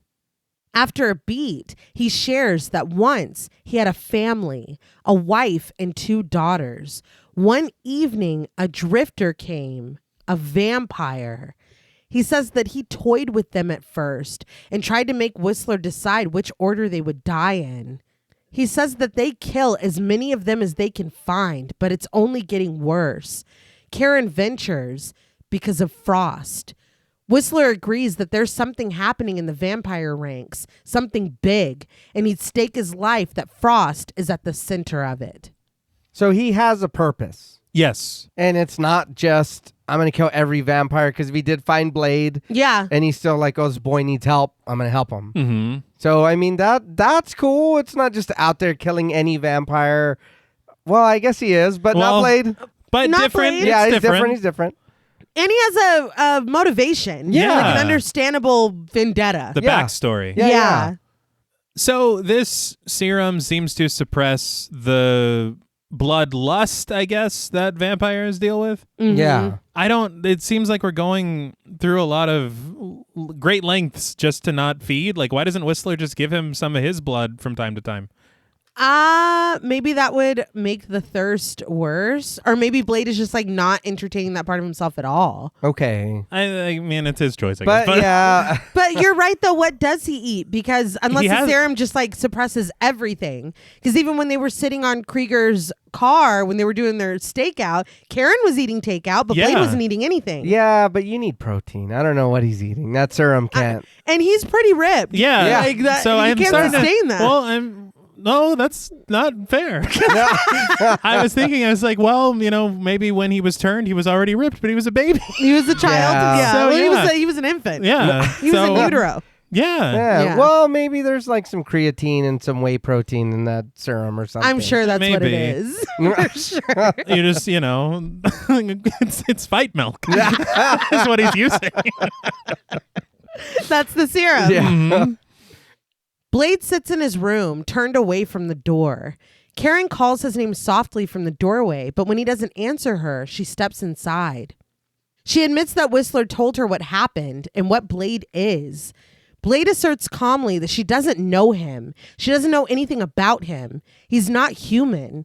But Karen offers that he looks human to her. Blade counters that humans don't drink blood, but Karen says that was a long time ago. Maybe he should let that go. Blade says that he spent his whole life looking for that thing that killed his mother and made him what he is. Every time he takes one of those monsters out, he gets a little piece of his life back. He tells her, "Don't you tell me about forgetting." The scene ends here. Yeah. Did anybody else think they were going to fuck? Because I did. Well, I mean, the conversation of you look human to me. I Yeah, know. no, She's like, yeah. let's test it out. Yeah. Well, come on. Let's, Yeah, I didn't think she was going to be that no, abrupt. I think you downloaded the wrong Blade Yeah. movie. I just thought that's where we were going. Fucking Quinn was getting fellation like the first scene, and that's it. Yeah, well, but he's dirty. Yeah, I was gonna say he's a different vampire though. He's not. I just thought that's where we were going. Okay, we can move on. In Frost's apartment, Quinn is shouting, defending himself that they took him by surprise. Mercury points out that it was 2 of them against Quinn's entire security force. As one of the girls from the party bandages the bloody stump that was once Quinn's forearm, he reminds her that she was there too. She can't put it all on him. And he's right. Yeah. You got punched in the face as well. Like, come on. Yeah. All the skin on the side of his face is gone from his forced run-in with the train. As they bicker, the party girl takes a bite out of Quinn's stump. He screams and jumps away from her, but Mercury commends her. The lifestyle really suits her. Quinn rounds on her, thrusting his stump forward and declaring that he should put it through that shit-eating grin of hers. But Mercury tells him to face it. He was sloppy and he got what he deserved. She starts to walk away from him, but she stops when Frost comes in. Quinn immediately pleads with him to let him take Blade out. Look at what he fucking did to him. He took his hand again. But Frost reminds Quinn that he wants Blade alive. Quinn laughs that they've been trying to kill this motherfucker for years. He asks Frost if he's out of his fucking mind, but Frost shushes him. He tells him to relax. Frosty say, relax. Really? He says that they've got a lot to do here and he needs him. Mercury sits with her eyes lowered, but this is enough to placate Quinn, who lets a small laugh escape his lips. Frost laughs too. But we cut suddenly to a parked car where Frost and Mercury sit inside. They make out sensually, grin their fanged teeth, and Frost gazes at her as she applies cream to his face. We watch them, silhouetted black against the dark sky as they walk on a beach. Behind them, Quinn and a few more underlings force someone along, their head covered by a hood. Once they stop, Quinn yanks it off to reveal Dragonetti. God damn. Yeah. This happened so abruptly. I thought that there'd be a few more like scenes of them being like, oh, you fucking Frost, like back off. Like, but no. Yeah. It went from him kind of, honestly, Dragonetti kind of getting punked by Frost in the archives Yeah. to this. I think this is bad. I would say so. Yeah. I feel like it is. There's like this scene that should be here. Right. Either of Dragonetti like laying down the law or making it to where Frost like has no choice but to do this. Yeah. Like you're off the council, Deacon. You're being stripped of your Well, title yeah. as Deacon. Or, you know, it'd be cool. I don't know. Well, I guess I was going to say if like his henchmen were shown kidnapping. Oh, Yeah. okay. Because I would like that. Something. Because Yeah. this I- is really abrupt. Yeah. I was like, oh my God. Well, he did slap him earlier, so He did. He did. maybe he's like, look, we just go get him. Yeah, Yeah, we're that done. was too far. Frost puts an arm around him and motions toward the brightening blue horizon, telling him to look at it. When Dragonetti's body starts to smoke, Frost comments that it's getting a little toasty out here. As the waves crash on the shore, he chuckles, wondering how long it's been since Dragonetti has stopped to appreciate a good sunrise. But he pretends to remember, oh, that's right. You were born a vampire, so you've never had the pleasure, have you? He tells Dragonetti that that's okay. At least they're here together to share the moment. Dragonetti suffers in silence, his body smoking and his face reddening. Frost turns to him and says that it means a lot to him because actually, once you get to know him, he's a sentimental type of guy. You might even say an innocent. He unbuttons Dragonetti's white shirt, allowing another plume of smoke free. Dragonetti fixes Frost with an intense gaze, telling him to do whatever he wants, but it won't make any difference. Frost rips Dragonetti's shirt open the rest of the way, deciding frustrated that he just doesn't fucking get it. Dragonetti hisses that Frost is never going to be a pureblood. He will never rule them. Frost tells Mercury and Quinn to hold Dragonetti, and they do while Frost takes out a pair of pliers. This hurt. I didn't like this. Dragonetti screams as Frost lowers them into his mouth and yanks out 2 teeth. We watch their silhouettes as Mercury hits Dragonetti, and she and Quinn let him fall to the ground. Frost tells him to have a nice day as he strides away. Dragonetti stays on his knees, covering his mouth. Quinn leans over and tells him, Sorry, old dog. You just got a little too long in the tooth. Aw. This would be me. This is my contribution. He laughs at his own joke as he walks away with Frost, Mercury, and the rest of the crew. Dragonetti stays on his knees, his body smoking, his mouth bleeding, his face blistered. He watches the horizon over the ocean's waves as the sun bursts into view, banishing the deep blue of the sky. As the white light of its rays spreads, Dragonetti throws his head back and screams in agony. His murderers watch him, pulling the visors of their black motorcycle helmets over their faces. Dragonetti's flesh rips and deteriorates, and soon, this proud, pure-blood vampire is nothing but a skeleton in expensive, burned clothes, succumbing to flames in the dawn of a new day. Frost watches unflinchingly from behind his dark visor as his gloved hand takes Mercury's Gaetano Dragonetti explodes. I did think that it was pretty cool that Dragonetti was making such a big deal about him being half. Mm-hmm. Mm-hmm. I'm pure, you're not, whatever. Yeah. And then Frost being like, okay, let me show you something. Yeah. Because he is right. They've never seen a sunrise. Yeah. Ever. So it's like, okay, I see what you did there. Mm-hmm. Turn it around. Yeah. Yeah. And we were talking last week about exploding vampires. That's Yeah. right. So seeing this kaboom, it was like, oh, okay. Yeah. Fair Like, enough. They be doing that, I guess. Yeah. We cut to Frost waltzing into the boardroom and walking right to Dragonetti's seat, which was a bold fucking move. Mm-hmm. When he is asked by one of the elders what he's done with Dragonetti, Frost tosses something onto the table. It clatters to the middle where it stopped and revealed what Frost removed from Dragonetti: his fangs. Palantine looks at him pensively, but Frost is ready to get down to business. He tells the group that he needs 12 volunteers. Ooh. Yeah. At the hideout, Whistler and Karen are unloading a truck when Blade comes over. He hands a ripped piece of ancient text to Whistler, who sniffs it and surmises that it smells like a vampire wiped his ass with it. Blade tells him that he took it from the archives. It's from the Book of Erebus. Whistler perks up at this, and Blade pauses as Karen walks by. He tells Whistler that he thinks it's what Frost has been working on. Whistler inspects it and translates that it's something about the blood god and the spirits of the 12, but he can't make out the rest of it. I was like, man, it's a good thing that was printed on that scrap. Yeah. Blade presents the disc that he took from Pearl and proposes that this might help. Whistler tells him that he'll figure it out. When Blade notices Karen setting up a computer, he asks what it is. Karen explains that she went back to the hospital and borrowed some equipment. That's hilarious because you did? Yeah. That's really funny. But Blade asks sarcastically if this is for her miracle cure. Karen shows him a small metal bottle of what she says is EDTA, an anticoagulant used to treat blood clots. The screen in front of them shows the floating blood vessels, just like she was looking at with Curtis in the lab. She tells them to watch what happens when she introduces it onto a sample of vampire blood. She takes a drop of it with a vial and adds it to the blood slide on the microscope. She takes a step back and tells Blade to do the same. The reaction is energetic, but Blade just takes his sunglasses off and peers into the eyepiece.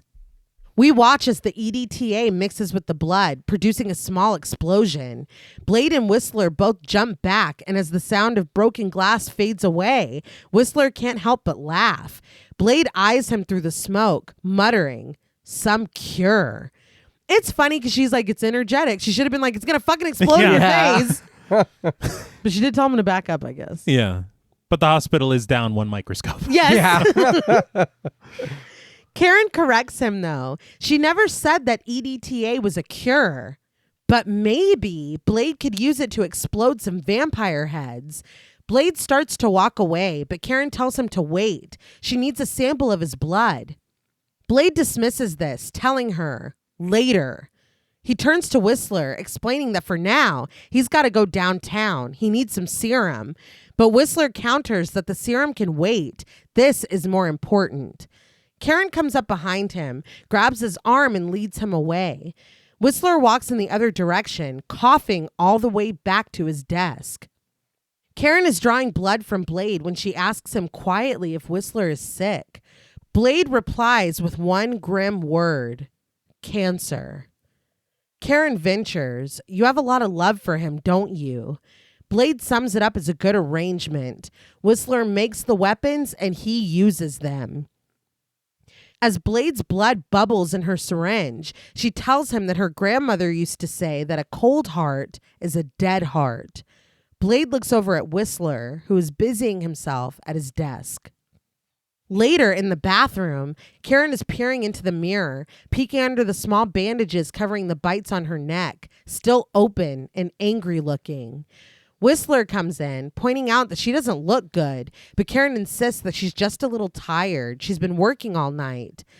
But after taking a good look under her bandages, Whistler tells her that he guesses they didn't catch it in time. She's got another day, 2 at the most. He and Karen share a look before Whistler turns back toward the door. On his way out of the room, he offers that for what it's worth, he's sorry. As he rounds the corner out of the room, Karen tells him that he makes it sound like she's already dead. Whistler doesn't reply to this and leaves Karen to stand in the bathroom, alone and staring. This whole sequence here between Karen working out, the whole thing with the EDTA, realizing that they can use it as a weapon, adamant that she's going to cure what's going on, taking Blade's blood. Like, she's a fucking badass. And even Whistler being like, you're probably going to be dead in 2 days. She's still like, well, we'll see. Yeah. And he said from the beginning, though, that she was going to be useful to them. Yeah, he did. It was Blade who was a dick about it. Yeah. The next day, Blade walks down the city street. With a quick flash, he hears someone say his name.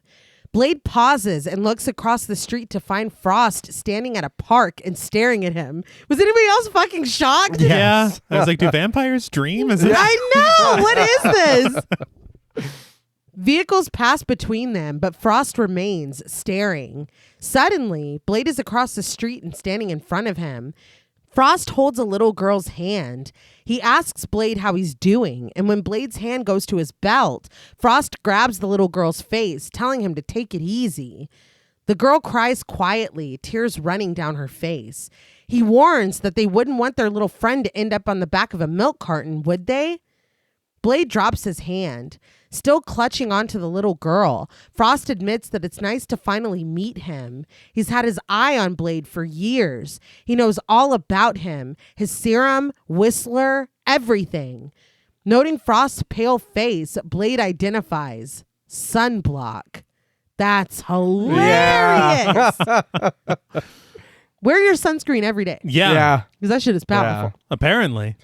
Frost reasons that it's a start. Of course, the goal is to be like Blade, the Daywalker. He guesses that Blade has the best of both worlds, all their strengths and none of their weaknesses. Blade argues calmly that he guesses he doesn't see it that way, and Frost wonders, oh, so we're going back to being human again?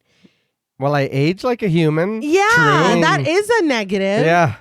I think it's the grass is greener. Yeah. Right? Yeah, maybe. You know?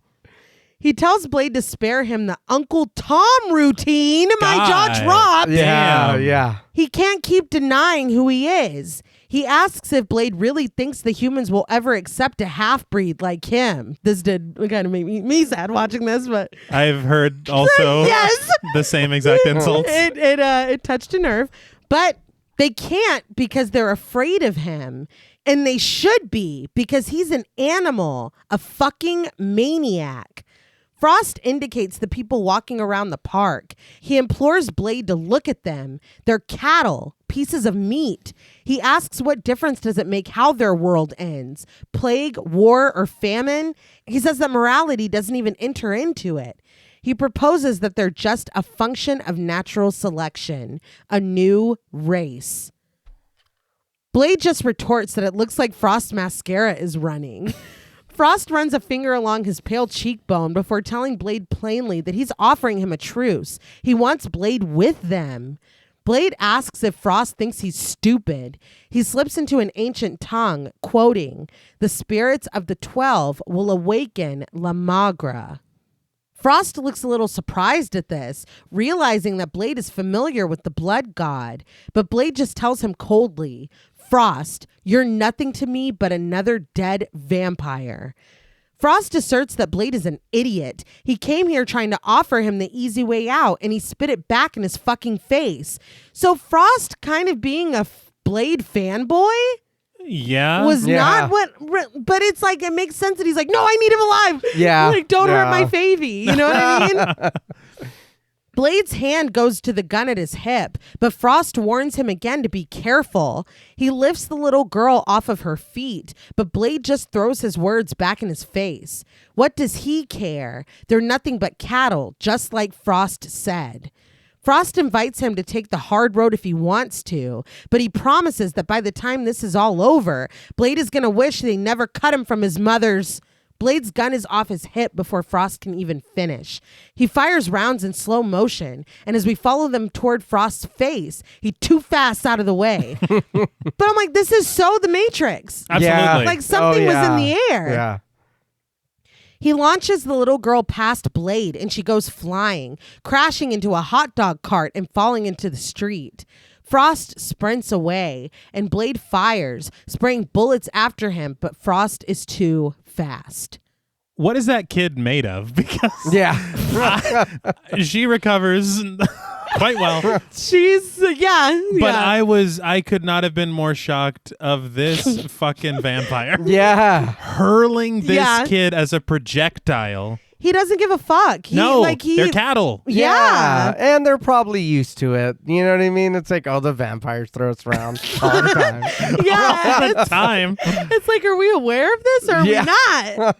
Because nobody's even batting an eye at them. No. They're walking by. Yeah. That's why I thought it was a dream, because I'm like, there's no fucking way that this is. I think one guy ducked to get out of the way of the bullet and then just kept walking. It wasn't It's until like, I'm late for work. Yeah. Well, I mean, this is America. But, it feels very dreamlike. Yeah.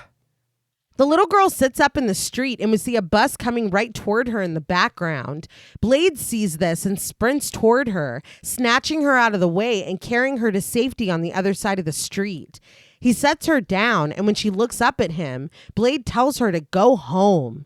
Her face still streaked with tears, the little girl listens and runs away. I think she smashed through glass. She did. She took out a whole fucking food cart. At the hideout, Karen says that it's simple. Why do vampires need to drink blood? Whistler answers that it's because their blood can't sustain hemoglobin.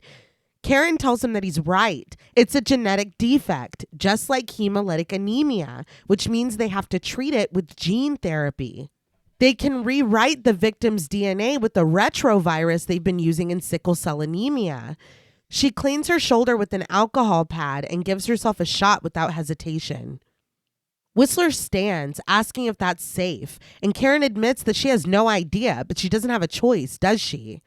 Whistler inquires if she actually thinks it can work, and Karen thinks that it will work on her, but she's not sure if it will on Blade. He didn't contract vampirism from a bite like she did. He was born with it, so it's part of his DNA. Karen is sure that she can cure his thirst, though. It's just going to take time. Disappointed, Whistler replies that they're out of time. He consults the imagery on the screen in front of him, the digital rendition of the transcribed ancient texts, and he reminds her that she saw what was on that disc. When they hear laughter echo over to them, they both straighten, alert. Whistler catches someone dodging out of sight quickly. He knocks the light fixture above them, letting the shotgun hidden on it fall into his hand in a cloud of dust. He tells Karen to get out of here before limping over to the intruder, but Karen has pulled her own gun and points it in every direction, looking around. Someone is above on the catwalk, and Karen and Whistler both fire, causing them to fall below. They shoot at another guy, catching him in the chest and causing him to knock over a metal shelf when he falls back, dead. Whistler turns to Karen, repeating that he told her to get out of here, but suddenly he is shot in his bad leg. As he falls to the ground, Mercury appears and grabs a hold of Karen, disarming her. Whistler pulls himself onto his knees to find Frost, Quinn, and several of Frost's goons walking toward them. I have to say, as long as they've been at this and going back and forth, it's surprising that it took this long for Frost and his goons to get here, because they're just in a wide open warehouse. Yes, yeah. They are. With no gate even. Yeah. No, they just walked right in. And we saw Blade drive in. Yeah. Like, Yeah, it's not, yeah. there's no protection. Frost muses that it's a nice place. It took them a while to find it. He kicks Whistler in the face, and when Whistler is able to get up, he kicks him again. Whistler tells Frost to just bite him and get it over with, but Frost assures him that he's not going to bite him. He continues to kick Whistler as Quinn laughs. Frost brings his foot down again and again in Whistler's face until he's still. Finished, Frost spits on him and takes his leave, patting Quinn on his way out and telling him to do his thing. Quinn grins as he and the goons start toward Whistler.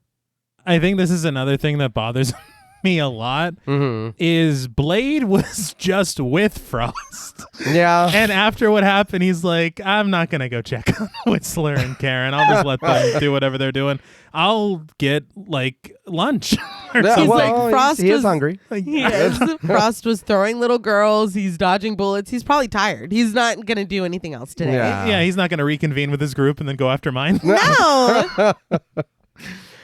Later, Blade arrives back at the hideout calling for Whistler, but he quickly spots one of Frost's murdered men. He checks the glyph tattoo on the back of his neck to be sure before walking further into the factory.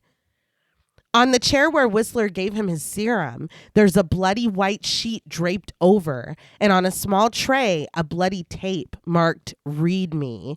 So now Jigsaw's involved. I can't take any more. Blade stares straight ahead, not at the chair, when he grabs the sheet and pulls it off. He reveals Whistler's still and bleeding body, his face ruined. Blade wrestles with this, but Whistler suddenly speaks up, his voice low and gravelly as he reports the bad news. Frost took her. He tells Blade to listen to him. Frost decoded the disc. He's trying to trigger a fucking vampire apocalypse. Blade is blotting some of the blood from Whistler's neck, but he continues. There's some kind of vampire god that he's trying to resurrect, but Blade already knows this. He tells Whistler, La Magra. Whistler winces in pain when he tells Blade that he is the key. They need Blade's blood, the blood of a daywalker. Blade is the chosen one. He tells him again to listen. He can't go after Frost. Blade dismisses this as bullshit, but Whistler warns that if Frost gets his hands on Blade, it's all over. Blade continues to clean his wounded friend as Whistler asserts that there will be armies of the motherfuckers. He groans in pain before breaking the news to Blade that he's going to have to finish him off. He doesn't want him coming back. I didn't realize that he'd been bitten. No. Yeah, I didn't see one, but him saying that, I was like, oh damn. Yeah, which is like, oh my God, for Whistler, that would be a fate worse than death. Yeah. And I thought when Frost was stomping his face in that he was dead. Me too. He was kicking the shit out of him. He was doing a lot. Blade tells him that they can treat the wounds, but Whistler says that he's too far gone, and he knows that. His voice barely above a whisper, he tells Blade to give him his gun. When Blade tells him no, Whistler repeats himself, "Give me your goddamn gun." Blade takes out his giant gun and wraps Whistler's hand around it, his golden wedding ring still glinting on his bloody finger.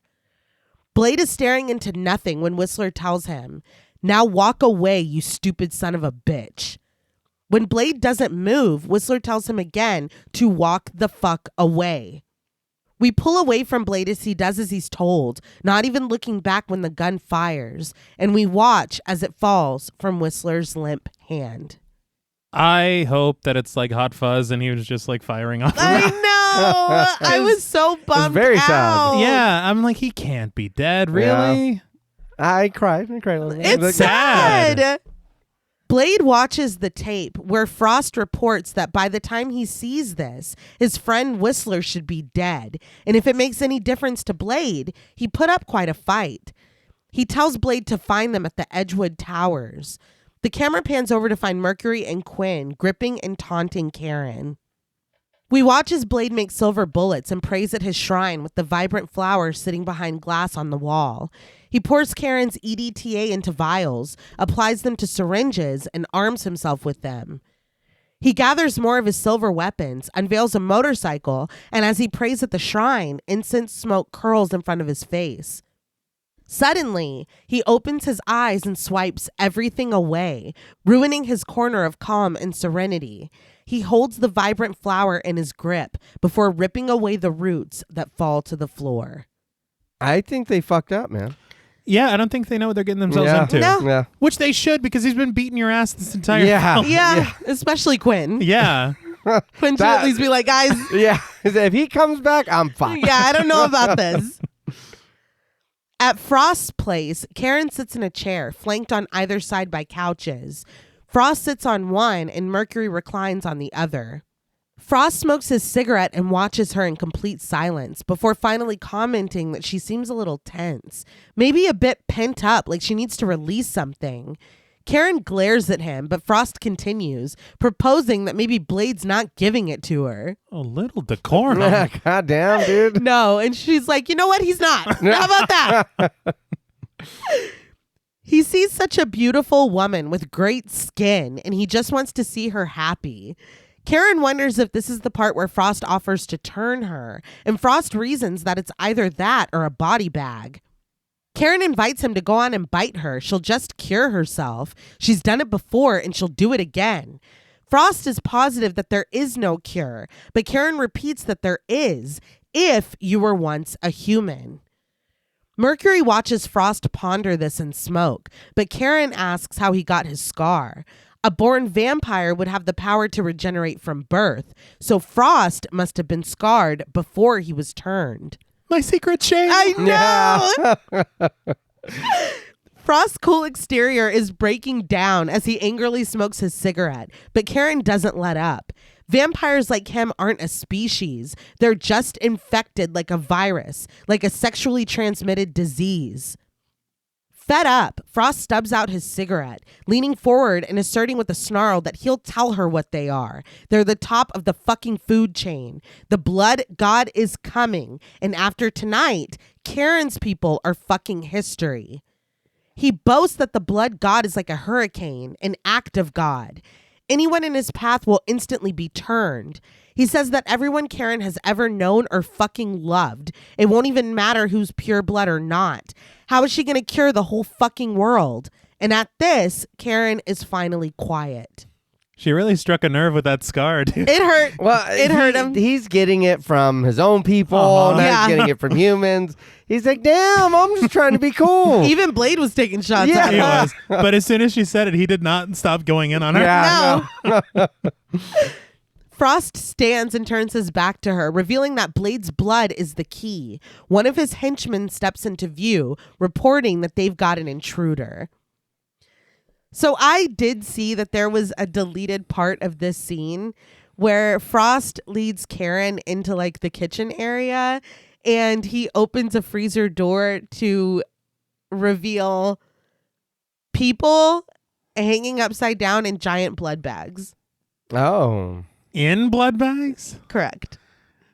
It's probably good it's not They there. Yeah. did take it Huh. out because they said it was too silly. Okay. That it looked Yeah, too silly. well, that's I think if you have them draining, right. that's cool. No, they were in blood bags. Yeah. Did they have like labels and stuff? Yeah, no, it was literally Oh. a blood Fresh. bag. Yeah. No, dude.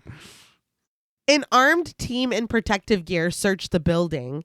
They move through glass walls with aesthetic running water inside of them, but they look around confused when they hear an insistent, aggressive revving of an engine. Back in the apartment, Quinn tells Frost that he doesn't think he understands. Blade is fucking bad, even with 20 guys around him. As he boasts Blade's prowess, Frost chimes in, adding that, yeah, he's got the blade and everything. But he interrupts, telling Quinn to shut the fuck up. Quinn stares at him, wounded. Turning his attention to the earpiece he's wearing, Frost tells the person on the other end to make it happen. It's just one guy on foot. But as he says this, a motorcycle comes crashing through those aesthetic glass walls where the team was searching for Blade. It just made me laugh that he was immediately wrong. Yeah. Yeah. He's not even on foot. No, not at all. Blade skids to a stop and takes out a gun, spraying the first wave of them with bullets and taking them out. He holsters this one and switches to his shotgun, blasting and taking out the next wave one by one. In his apartment, Frost wonders angrily why he's hearing gunfire. Quinn's like, dude. It's like I told you. Yeah. He reminds the person on the other end that he didn't tell anyone to start shooting. He needs Blade alive. He presses the button to call for his penthouse elevator. But elsewhere in the building, a pleading goon played by Lennox Brown begs Blade, please. He just works for them. Blade stands in the running water, his gun raised toward the cowering man, and he thinks of Whistler, the bloody white sheet creeping back up over his face. Blade pulls the trigger.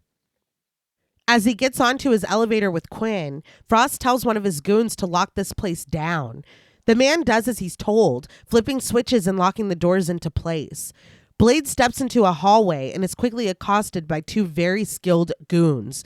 The three of them engage in hand-to-hand combat, but Blade holds his own, gaining the upper hand and the opportunity to stab one in the eye and one in the chest with his syringes of EDTA. After a moment, they suddenly bloat. They scream as their faces turn an impossible red, and they inflate like bulbous, lumpy balloons.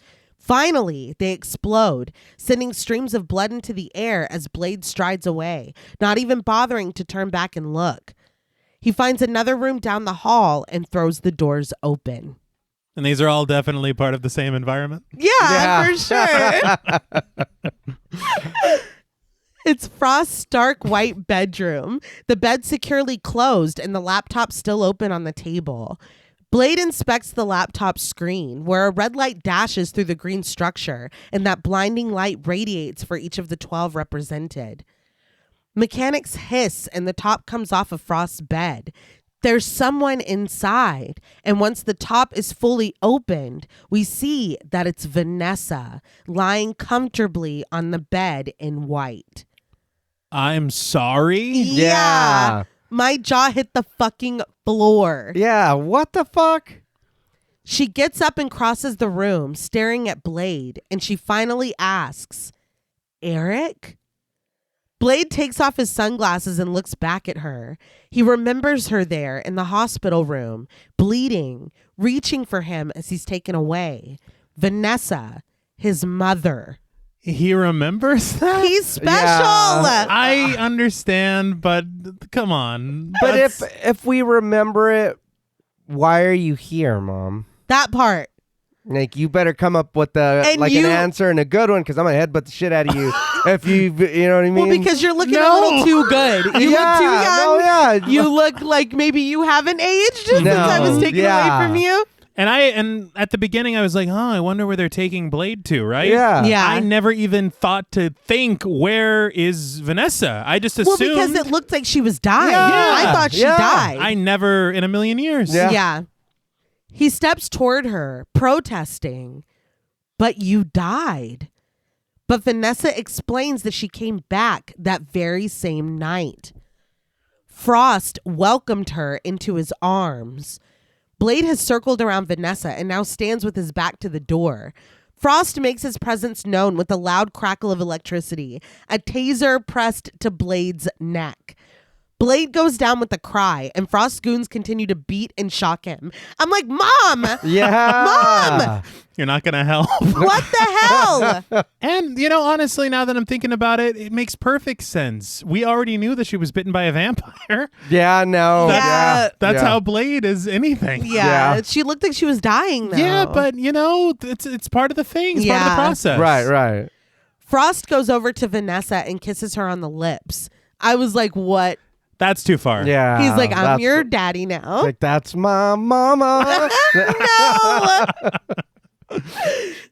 They stand arm in arm and watch Blade's beating.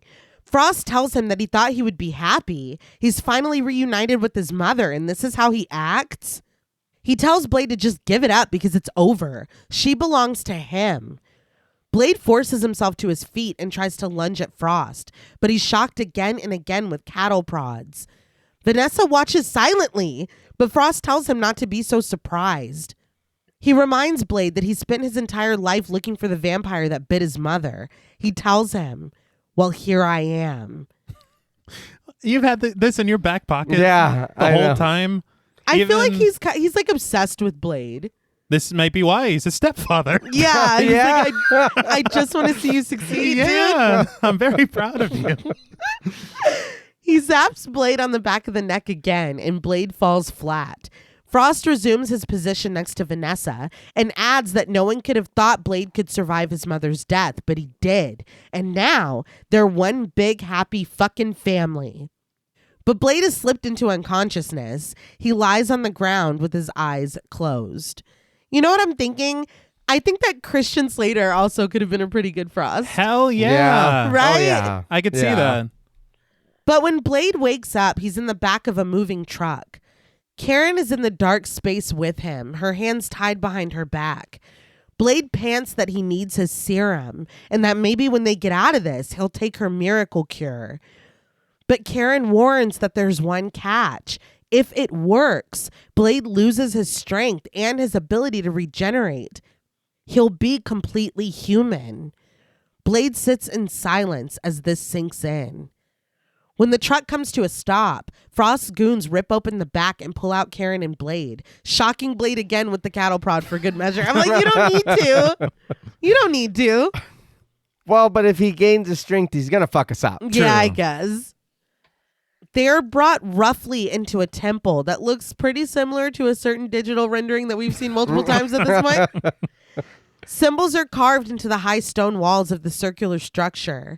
Mercury strides down the stairs in a white fur coat, and Vanessa stands by pensively. When Blade and Karen are brought into the room, Frost stands on the edge with his back to them. Quinn waltzes over with Blade's sunglasses on, and he thanks him for them with a giggle. Frost explains that their ancestors called this place the Temple of Eternal Night. Great name. Oh yeah. Yeah. His goons walk far down below, where Frost stands perched. He asks Blade, nice, isn't it? Indicating the elders revealed at the side now, Frost goes on that these geniuses apparently forgot it existed. But fortunately for all of them, Frost is what you might call a student of history. When he steps toward the elders, they back away from him. Blade stands next to Karen, sweat beading on his head and face, trying to keep it together when Frost walks over to him. He says that they're here because this temple was built for one glorious moment, this night, for the blood god. Out of nowhere, Quinn punches Blade in the face, and Blade buckles to his knees. Frost shoots Quinn a passive, thanks. He stands over Blade and decides that it's time to see his sword. You didn't need to do that, man. Come on. He didn't, and it's like, dude, that's the only time you can get one over on him is when he's fucking bound and he's all still crackling with electricity. Like, Yeah, but he's got a lot of payback. I was gonna say, but I understand how many times he's taking his hands or whatever. he burned him to a crisp. He did a lot. He did a lot. Give him one punch. It's fine. That's fine. Mercury parts through the elders excitedly and tosses Blade's sword to Frost, who catches it easily. He muses that it's titanium and acid etched. When he spins it slowly, we hear it cut through the air. He thinks that he could get used to a weapon like this. He lowers the sword in front of Blade's face and presses the trigger for the spikes to come out. Blade looks dazed when it doesn't happen, and Frost tells him that he looks surprised, but he reminds Blade that he already said he knows everything about him. He tells Quinn to hold out his arms, and Quinn chuckles. He asks why, and he holds up both hands to show that they're all better now. But Frost repeats harshly for him to hold out his arm now. Quinn's smile drops, and his breathing becomes ragged, but he does as he's told. Frost lowers the blade toward it slowly before deciding he's just kidding. What an asshole, man. I know. A relieved Quinn cackles. Frost was just fucking with him. But no one else is laughing. Karen whispers Blade's name, but Blade's eyes are fluttering and he doesn't respond. Karen calls his name again, louder this time, but Frost tells her that Blade can't hear her. The thirst has got him now. Quinn hands over a collection of Blade's confiscated syringes, and Frost looks them over, identifying Blade's precious serum. But we press in on Karen's watching face when Frost asks how long it's been since Blade has shot up. We focus on the jostling blue liquid inside. When Frost estimates that it's been 12 or 13 hours, he bets that Blade is just dying for a drink.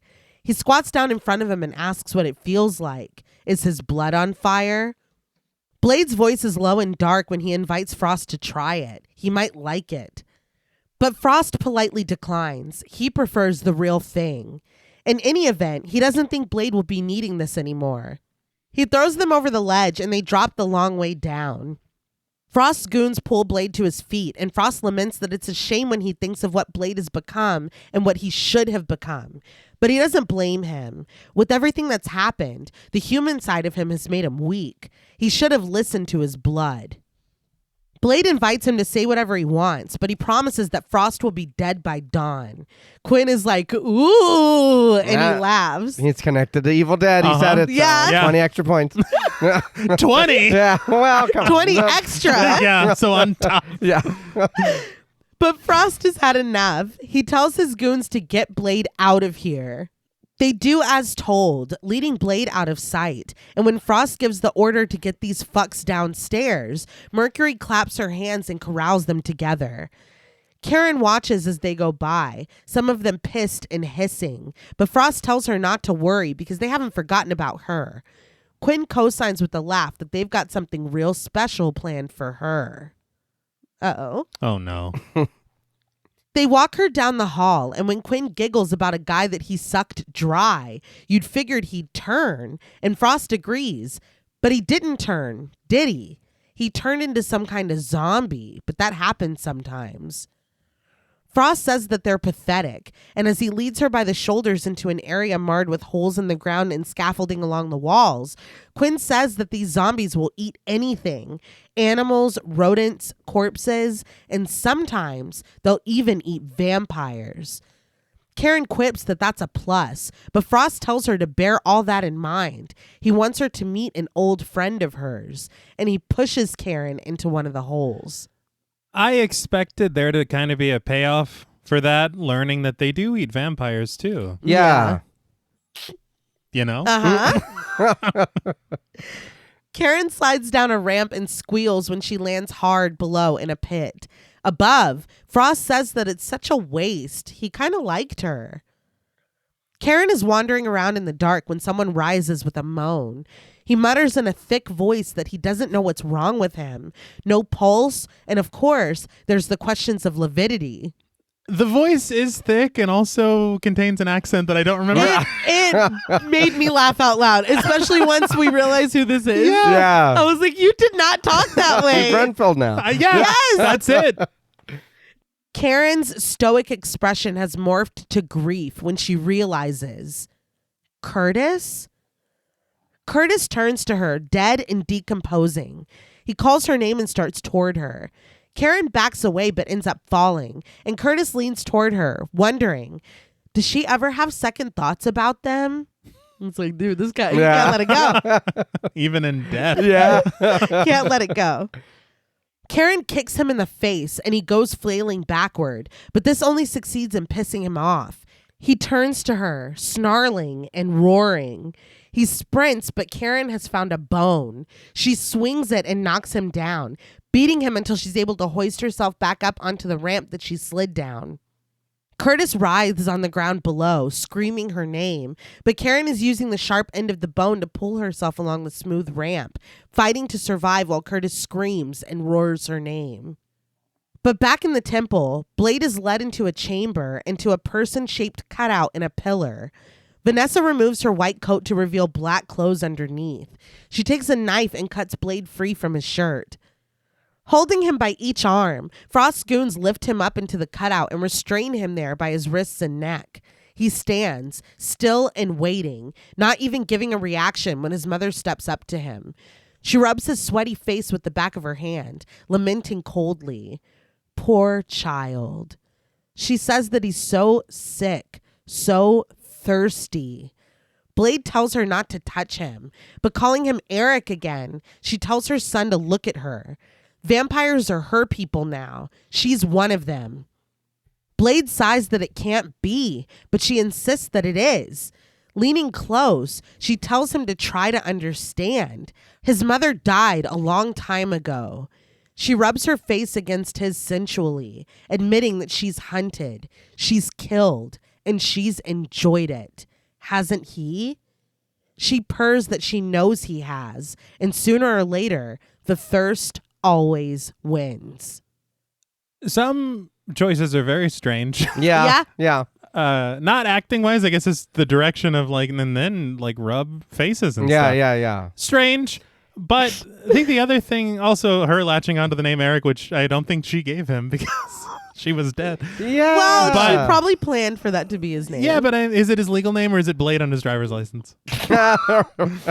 That's a He had fair to point. register that car. Yeah, that's a fair point. But the other thing is that this is a very, very big deal, every single thing that's being said right now. Right. Yes. I want much more on this. Like more weight. Yes. Yeah. Because it doesn't even, I know that Blade's fighting the thirst right now. Yeah. But it kind of seems like he isn't really reacting to anything that she's saying at all. It is a very, very big deal. Yeah, well, and it's been such a motivating factor because that's why he took Karen with him. Yes. Was Yeah. remembering his mother. Like, it's, you know, a core of who he is. And this means that she has been with Frost for Blade's entire life. Yeah. And so, again, Yeah. this is a really interesting wrinkle that we're kind of faced with here. Yeah. It is wild, too, because this is, like, very sensual, the way that she's talking to him. It Yeah. is. And so it is, like, every part of her humanity or her, like, maternal feeling, like, that's all gone. Like, Yeah. she's gone. She's vampire. Yeah. But with that, she turns and walks away from him, triggering a button with the heel of her boot. A matching cutout glides toward Blade, encasing him between the two pillars. So they're freezing him in carbonite? Yeah. Yes. In the temple, Quinn hears this and jerks his head up, exhaling smoke. Frost stares in amazement. One of the elders, Reichardt, played by Lyle Conway, looks around nervously. Mercury glances at Frost and giggles. In the chamber, we peer in through a small gap at Blade's face in the shadows. His hands twitch as his wrists are cut, releasing blood that runs down his finger and into a waiting drain below. But Mercury is leading the angry elders elsewhere in the temple, and she's instructing Frost goons to position them, one on each glyph under the towers. She tells them to make it perfect, and they get to work placing the elders on their assigned spaces. Blade continues to bleed in the chamber, blood coming faster now as his mother watches. Frost waits anxiously for Blade's blood to make an appearance through a hole in the stone wall. When it begins to drip, he instructs the elevator be brought up. Did this remind anybody else of the blood collection for the ancients in the cabin in the woods? Yes, that's all I was Okay. thinking. Yeah, I was like, Yeah. that's right. All right. yeah. The elevator clangs loudly as it makes its ascent, and when Frost goons abandon the area below, Karen begins to claw her way out of the pit unseen. The music swells as we see all of this coming together. I'm glad she fucking was like, no, I'm getting out of here. Yes. Fuck this. That was shitty. Yeah. Like that was crazy to do. The clouds gather rapidly in the night sky over the city. Thunder rumbles and the moon is blanketed. As Karen creeps into the chamber where Blade is being kept, Reichardt turns to Mercury above, calling her a stupid girl. What does she think is going to happen? La Magra? The blood god is nothing more than a fairy tale for pretty little vampires. Oh, thanks. Yeah. God! You're complimenting me? Thank you. Mercury steps to him, unbothered, and asks, "Then why are you sweating, pure blood?" Smoothing his tie, she ventures that he's afraid they're going to steal his soul, his pure blood spirit, and he should be. Everybody just hates everybody, man. Oh, yeah. Yes. It's crazy. Whatever your blood is, we've got to think Yeah, for it. we don't like it. She invites him to read the prophecy before pointing fingers at all the gathered elders, announcing that it's time these fucks contributed something to the cause. As Karen gets close to Blade's encasement, Palantine tells Mercury that even if that were true, Frost doesn't care about her. She's gonna die, just like the rest of them. But with the cry, Mercury unsheathes Blade's sword and stabs Palantine in the gut. She throws him against the wall where he dissolves in embers, leaving only the sword sticking defiantly out of the wall. Does that mean we're down to 11? Yeah, what just happened? There were more elders. She's like, we don't need this one. Okay. He's being a dick. Yeah, get him out of here. Karen spins the pillars encasing Blade until they come open. She pulls Blade's restraints free, but once they're no longer holding him, he falls forward, landing hard on the ground. Above, as they ride a lift, Frost tells Quinn that tonight, the age of man comes to an end. No more compromises. Quinn muses that they're going to be gods, and Frost smiles and agrees. Quinn giggles. He's going to be naughty. He's going to be a naughty vampire god. They pass one of the glyphs, the hollow symbol now filled with Blade's blood. Sure, Jan. Yeah. He wants to be one. He wants it so badly. He does. He wants to be Frost. Karen rolls Blade over and inspects his bleeding wrists. He whispers incoherently that he's got to stop them. Karen pulls open Blade's eyelids to inspect his eyes, and she tells him to save his strength. She diagnoses him as hypovolemic. He's bleeding to death. As Blade's eyes roll back, he tells her gruffly that he needs his serum. Karen lets Blade go and looks down at him. She pulls her hair to the side, revealing her bitten neck, and she removes the 2 small bandages. She manages to pull Blade up into a sitting position, imploring that he listen to her. She tells him that she wants him to take some of her blood. Blade nearly growls his opposition, but Karen insists that he just do it. Up above, Frost's goons are taking hold of a vampire, a Slavic vampire lord, and a vampire underling, played by Gerald Okamura, Irena Stepik, and D.V. De Vicentis. The Slavic lord screams at them in her language to take their hands off her, but Blade's blood continues to move sluggishly through, filling the glyphs. Finally, Blade lowers his fangs into Karen's neck, just as his blood has reached its destination above. It drips from the glyphs, staining the faces of the restrained vampires beneath them. Frost jumps to his feet, asking if everybody's thirsty because he hopes they're all very fucking thirsty. Karen is panting as Blade grows stronger, cradling her as she cradled him, sucking out mouthfuls of blood from her neck. I like the parallel of him asking that question. Yeah. And then us showing Blade feeding. Yeah. But I did want to mention that this feeding is very sexual. It Yeah, is. Yeah. very. I think that this was the scene that we didn't get earlier. It's all happening here, but it is him giving in. It is. Like Yeah. he's so repressed, and I think that's why nothing has happened with Karen. Mhm. That's why he doesn't drink blood the traditional vampire way. Right. And now that he is, it is a release, and part of it, I mean, clearly is it. No. And it's funny because she said that this was her favorite thing to film, Uh-huh. and I'm like, I bet it was. Yeah. I bet it was. Mercury rips open Frost's shirt and he stands in the center of the pillar, bare-chested. He raises his arms to the sky, his pale eyes open and ready. Karen gasps for air, telling Blade again and again not to stop as he gets his fill. As he drinks aggressively, clutching onto her desperately, the trails of blood are converging in the center of the high ceiling above Frost. They gather into a large, heavy droplet. We watch Blade finish with Karen. And while I'm not sure, as we said, if he is killing or thrilling, he throws his head back and roars. He tosses Karen to the ground. Meanwhile, that giant droplet breaks off into smaller ones that take their time falling toward Frost's waiting face.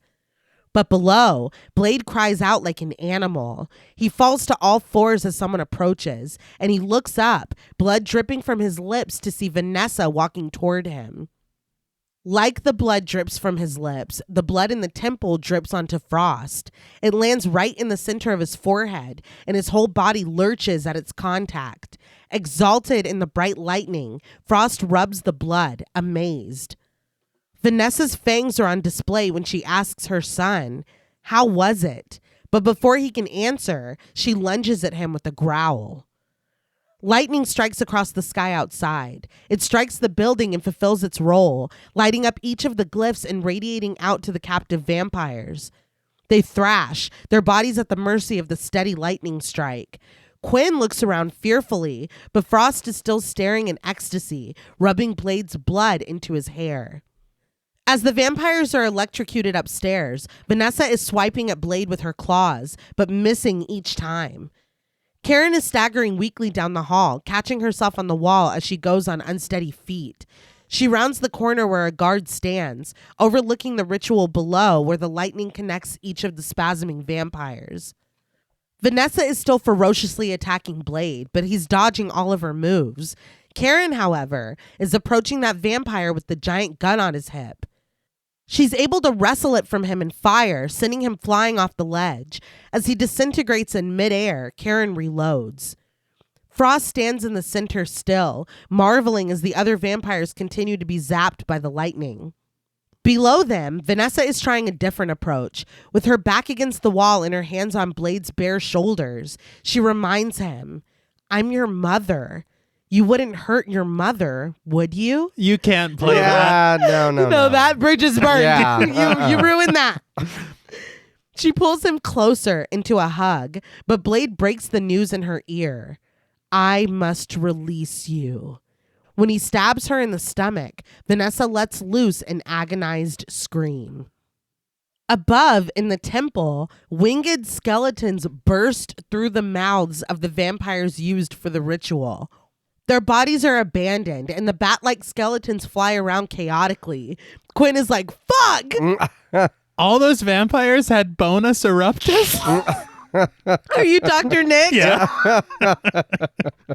I guess so. I was not expecting this. No, I didn't. I did like that there was something, because if they're purebloods, everybody else is dying, just disintegrating. Right. Them at least dying this way, it's like, oh, okay, you are different. Yeah. I was like, what the hell is that, Yeah, though? no. And I was wondering, I didn't know if it was just an aspect of the ritual, Okay, Right, yeah. you know?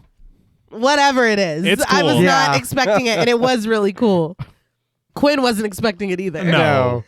But as Blade stabs his mother again, the rest of the vampires are killed as their winged skeletal counterparts burst forth. They fly down to Frost, flying through his body, and he screams as he's thrashed around. Quinn is screaming too as he flees, and Mercury even hurries away, hiding around the corner. Frost's eyes turn a bloody red before he is knocked off the platform by the skeletons. When Blade steps away from Vanessa, she screams one final time before her body dissipates, leaving her curls and her skeleton. Then nothing. I guess she made it clear that she couldn't be reformed. Yeah. But I was still really shocked to see that that's it. He just killed his vampire mom, and there is going to be no more discussion. He had to. Yeah. I understand, No but more discussion. he could have thrown her in the carbonite thing and been like, Yeah. hang out there for a bit. I got to handle some business downstairs. Yeah. And then they talk about it. That's actually really true. He's You like, no, we got to get this bitch out of here. But is she going to listen? I don't know. No, but already there's no helped. way. I killed my stepfather. Yeah. Yeah. So Oh, No. maybe.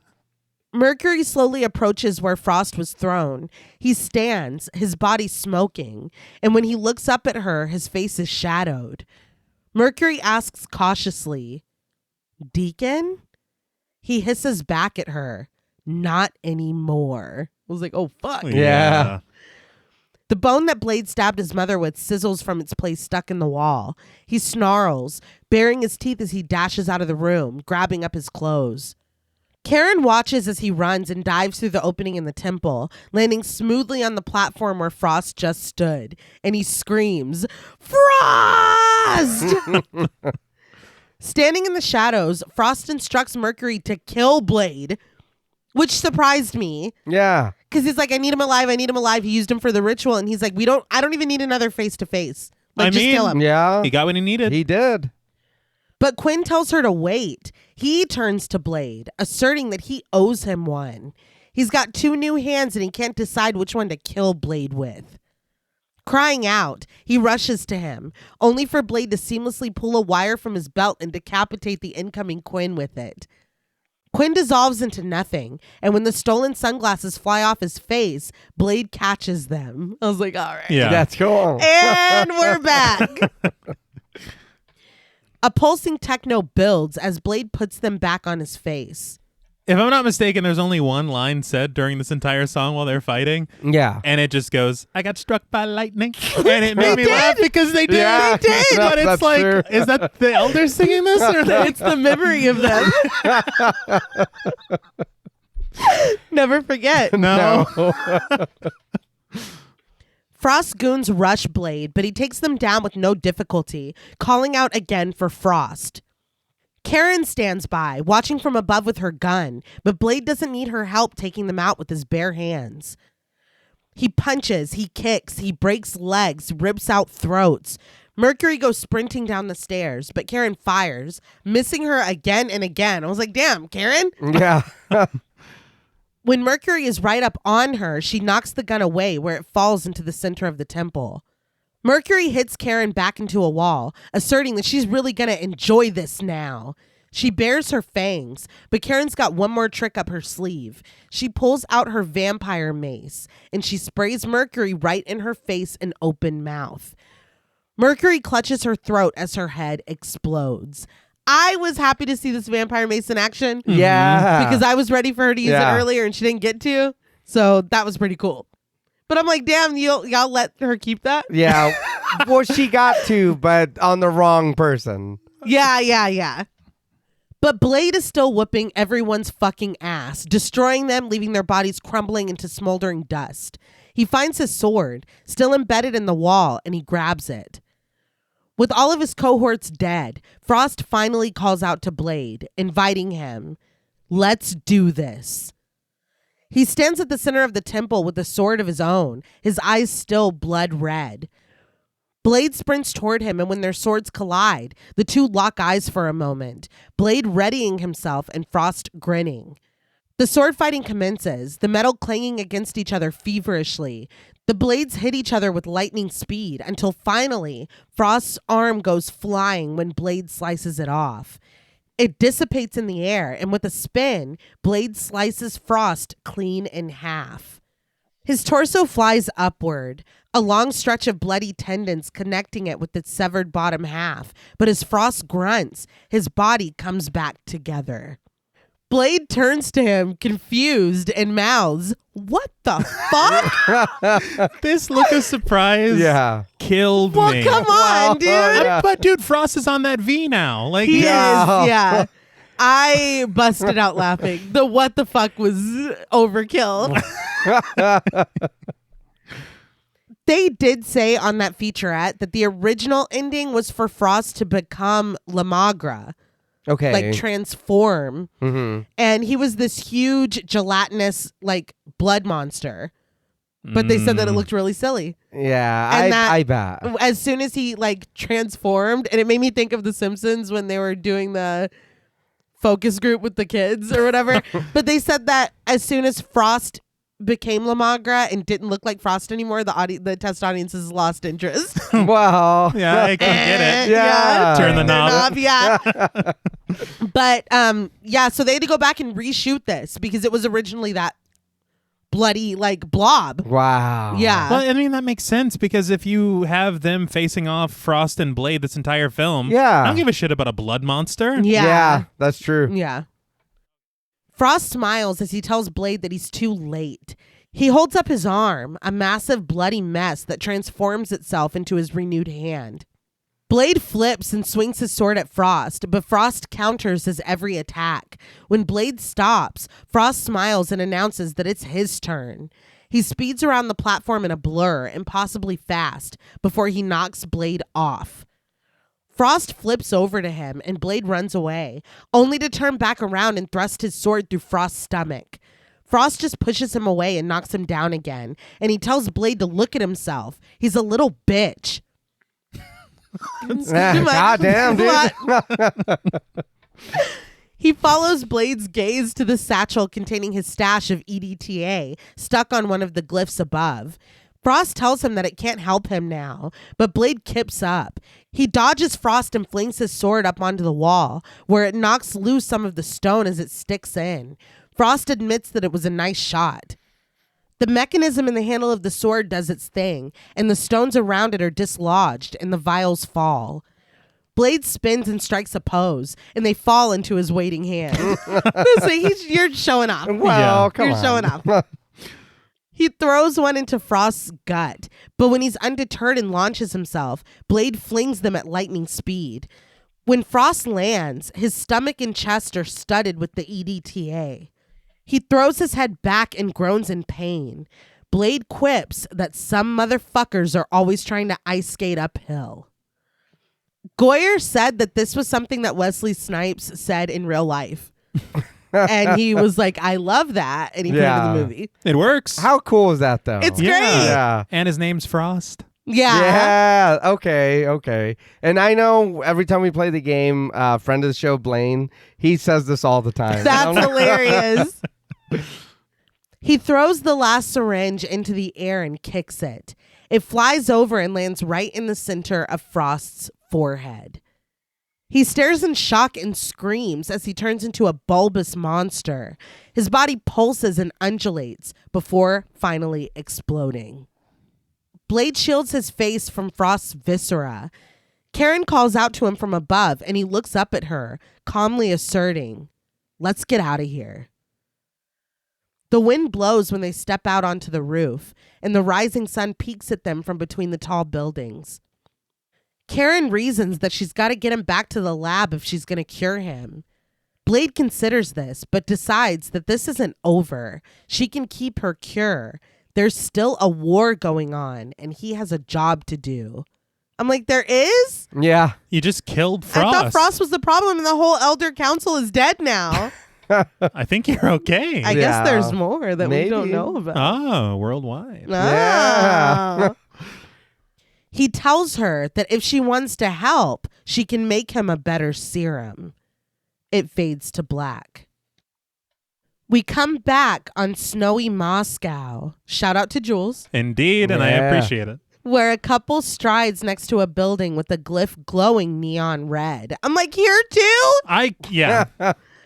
The woman, played by Jinya Lano, tells the man, played by Lavani, that it's cold. She asks where they're going, but he tells her that it's a surprise. So is it always a nightclub? Because this is clearly like an entrance to a nightclub, right? Yeah. It is. I feel like they do operate at night. Mm-hmm. I mean, that kind of lends itself to a reason why this establishment would be running at night. Right. So is somebody taking over Frost's empire? Maybe. Is that Blade 2? Well, we'll have to We'll get have to that. see. Yeah.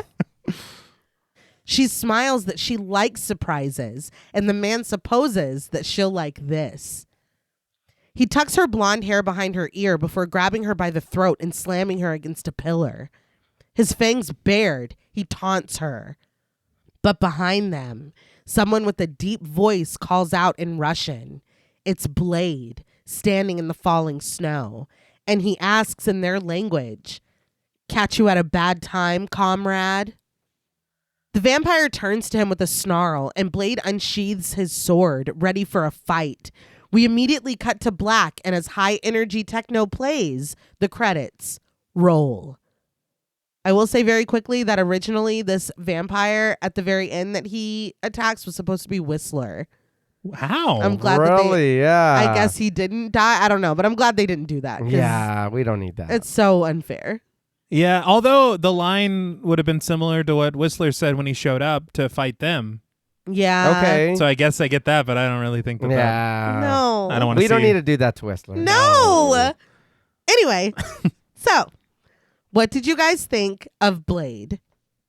I still really had a good time watching this, an even better time covering it, and I love this movie. I just so much fun, and even he did have an easy time with those henchmen at the end. You know what I mean? He did. But they were proper henchmen. They waited their turn. Uh-huh. They didn't crowd them. Nobody stepped on toes. They waited to get beat up. A clean, fair ambush. Yes, Yes. that's right.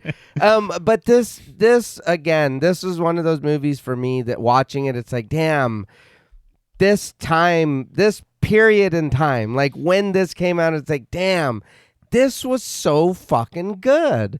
Like I could watch this movie and I feel like even if I watched it when I'm 75, I'll still be like, damn, I'm 14. You know what I mean? But I really, really enjoyed everything still. Yeah, there's a couple of things that you can ask or whatever, but I mean, for me, honestly, I don't care. I love the shit out of this movie. No, I completely understand. I think that it bums me out that I did not watch this at a younger age. Yeah. Because I would have liked to have this film as one of those films that you kind of carry with you. Yeah. And I think especially you saw it at 14. Mm-hmm. I can't even imagine how formative it would have been. Oh, yeah, man. But I think that even without that nostalgia, there is a lot to really love about it. Yeah. It is just a lot of fun. It's one of those films that you also think would have been a blast in the theater. Hell yeah. Yeah. With almost like crowd participation. Yeah. You know, but I think that it's like just one of those films that even when it feels like a product of its time, Yeah. it's not a bad thing. Yeah. Like, this does feel very late 90s action film. Yeah, yeah. And that is totally okay. Oh, hell yeah, it is. But I had a lot of fun with it. I think that I will have it in the rotation.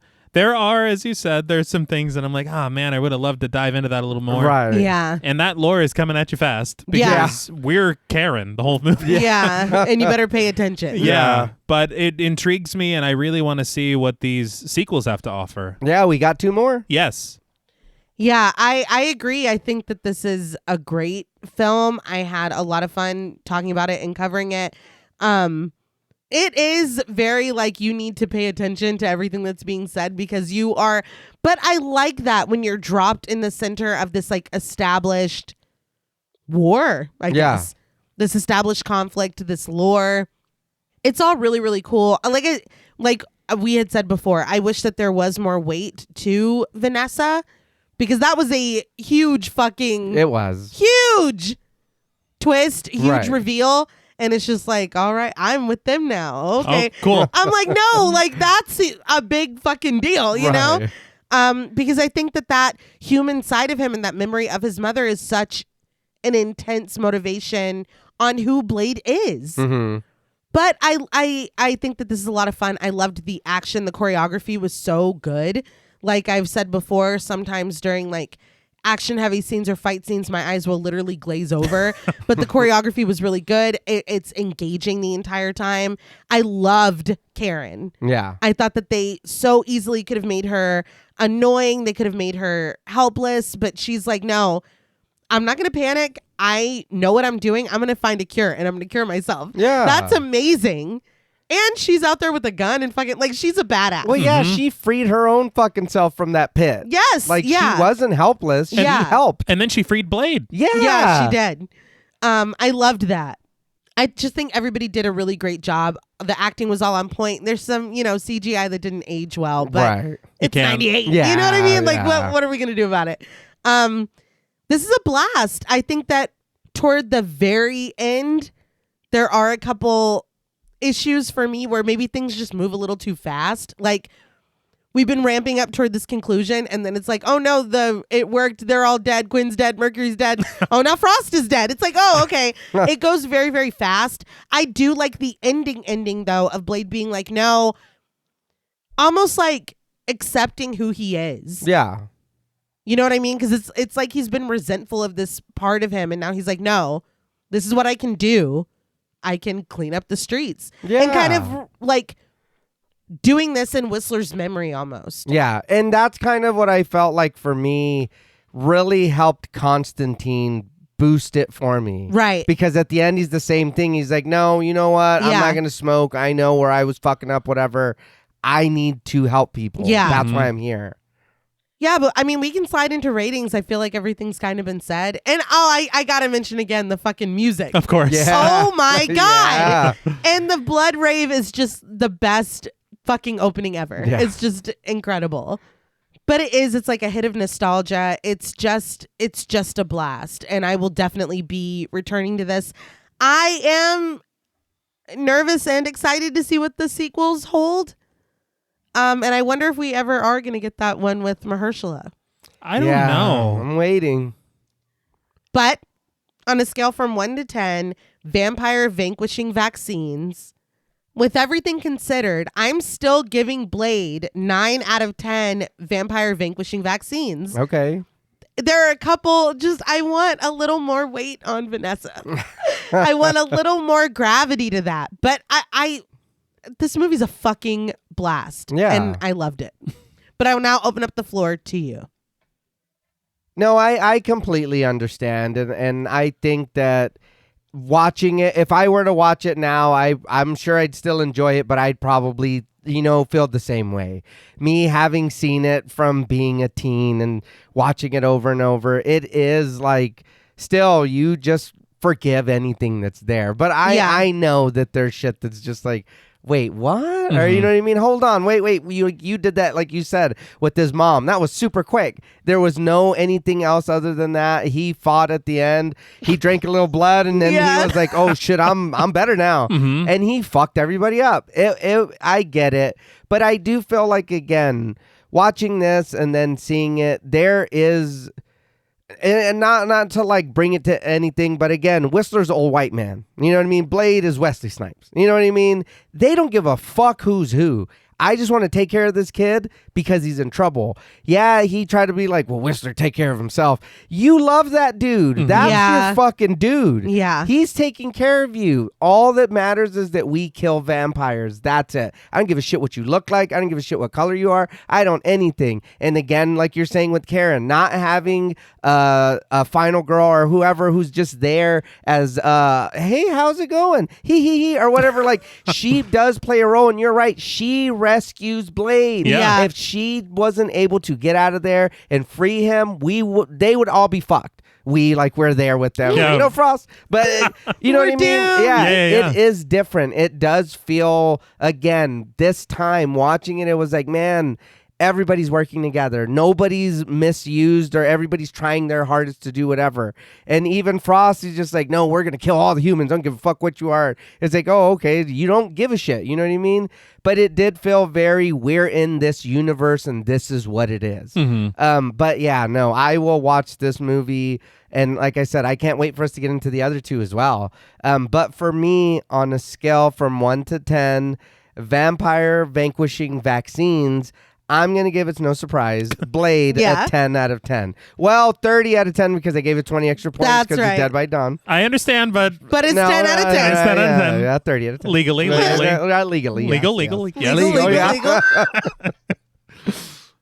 No, I completely understand, and I love the love that you have for it. Yeah. Especially through all the years of having it with you. Yeah.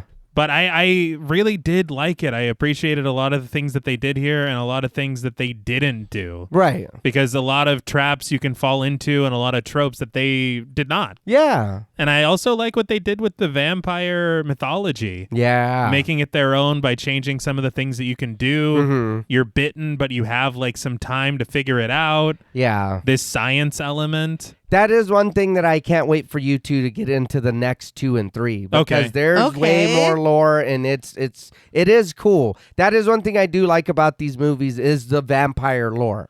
And I think that they do something very interesting with it. Mm-hmm. And just like with Near Dark, I want to give a little extra for that. Yeah. I think the action is very well placed and paced.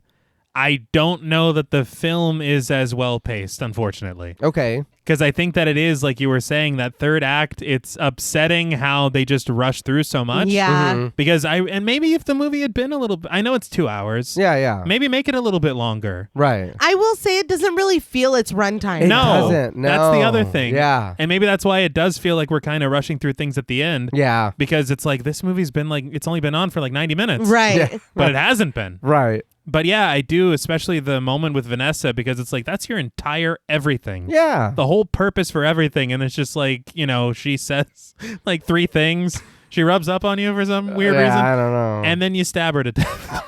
So, That's it. that's it.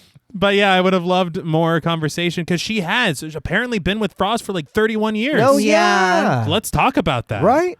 But, I think that outside of that, everything else is a lot of fun and very interesting. Yeah. But for me, I unfortunately can't go as high as you guys did, but it's not too far. Right. Out of 10 vampire vanquishing vaccines, I am going to give Blade, I was going to say 7.5. I will give it an 8. Okay. Because I do appreciate a lot of things that were done here. And I love a black hero Yes. Yeah. daywalking vampire. Oh, yeah. That is cool as hell. Mhm. Absolutely. Well, that's all from us at Podmortem. What would you rate Blade and what should we watch next? Let us know on Instagram at the Podmortem. Be sure to follow each of us on Twitter and like our Stairhole Productions page on Facebook.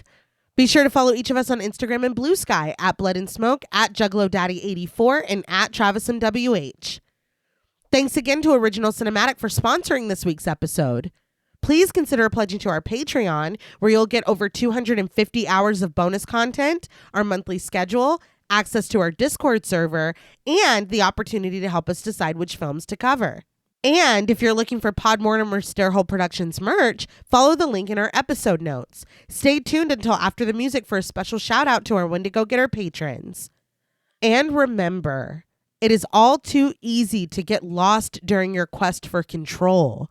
You may open your eyes and find that you've bitten off more than you can chew.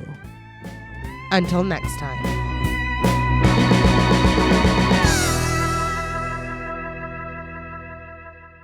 Thank you for staying tuned for a special thank you to our Wendigo Getter patrons. Woo! Yeah! Very good. A special thank you to Chris Ontiveros, Kristen Lofton, Megan Martinez, Kimberly Bass, Sophie Hodson, Anthony Jerome M., Jordan Nash, Kent Morton, Lala Thomas, Travis and Nisa Hunter, Miguel Myers, ATX, Jennifer Perez, Allison O'Neill, Carissa, TJ and Angie Bronson, Andy Teague, Applin Ontiveros, Karima Rhodes, Sydney Smith, Bobby Holmes, Donna Eason, JD Rizak, Molly Gerhart, Armand Spasto, Aaron Aguirre, Eggy, William Barry, Charity Oxner, Amanda Six, Mandy Rainwater, Eden, Jordan Roberts, Dylan, Liz Heath, Spencer Montalvo, Pancake the Panda, John Ramos, Michael Newding, Alexis Roberts, Dan Laveau, Itzy M, Gary Horton, Kate Lamp, Carlos and Sydney, Jessica Hunter, Helena Rudder,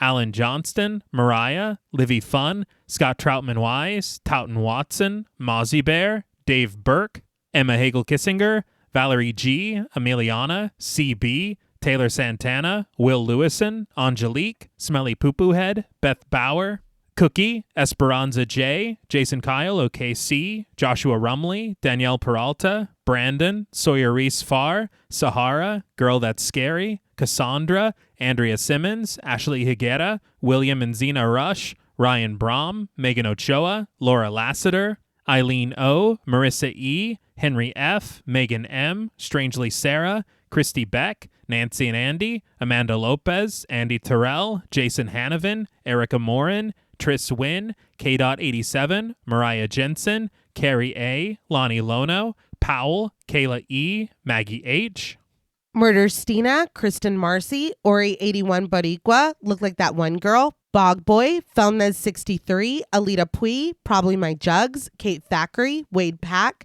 A Lizard, Bay J, Jay Rich, Topher Williams, Elena Metler, Valerie K, Christy Lee Kruger, Professor of Humanities Laura McCarricker, Naomi, Josh Smith, Autumn Green, Abby Kopp, Crystal 831, Skank Sinatra, Morgan Alexander, Tony Osteen, Julie Fredborg, Rihanna S., Daniel Taylor, Anna Kate, Heather Ortiz, Kim H., August, Vengeance Spirit, Jenny May, Glittery Fab, Malik Caselli Armstrong, Scarly D., Toya Shea, Katie, Martin Shaw, Star, Tyler J., Cam Davies, Patrick Hoagland, Raven, D., Wesley Tart, Kristen Jackson, Jacob Nordberg, Spencer, Samantha, Damian Grant, Half Price Horror, Clemmy, Nisi Nay, Erica, Jason X Rules, Karen Burrows, Aaron Norman, Stephen Rogers, Victoria Smith, Patricia A. Graham, Erasmo Peña, Danielle Wright, Tabitha Thomas, Richard Murray, Irene, Sally Slater 52, Jordan McCarthy, Christy Michelle Wilson,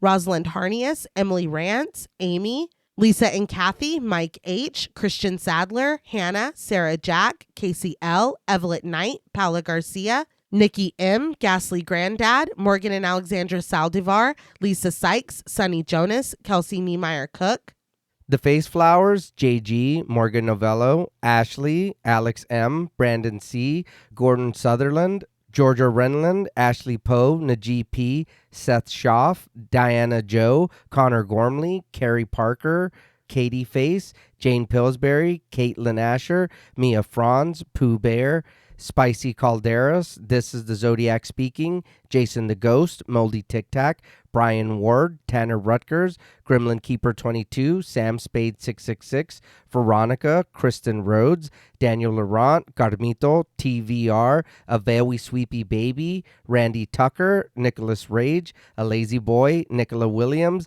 Sadison Miles, Jasmine, Stu Corbett, Daniel Smith, Brick O, Pull Out Lebowski, Jaden Nicole, Jody Grody, Lost Fan 08, George L. Robertson, Mercedes X Bleeple, Joe Miller Apologist, Jalen Perry, Cool Trainer Elijah, Mrs. Bloomingdale, Sierra Duncan, Claire Cantwell, Renee Hart, Meg Like Sleep, Final Boy, Alani, Nosferatu, Elizabeth Thompson, Joey, Michelle Nicole, The Lipstick Demon, Less Than Zombie, Franklin Badge, Sean Reeves, The Kryptonian Orphan, Aria Carter, Melissa B., Olivia Youngblood, Elena C., Jillian Mumford, Evil Chris, Robin L. Tercer, Rex Term Raul, Witchy Poop 19, Brian Avers, Danielle Milton, and Instant Horror. Thank you so much. Thank each and every one of you. Yes, thank you all. And thanks for hanging out with us. Yeah. Vampire teeth. Correct. Until next time.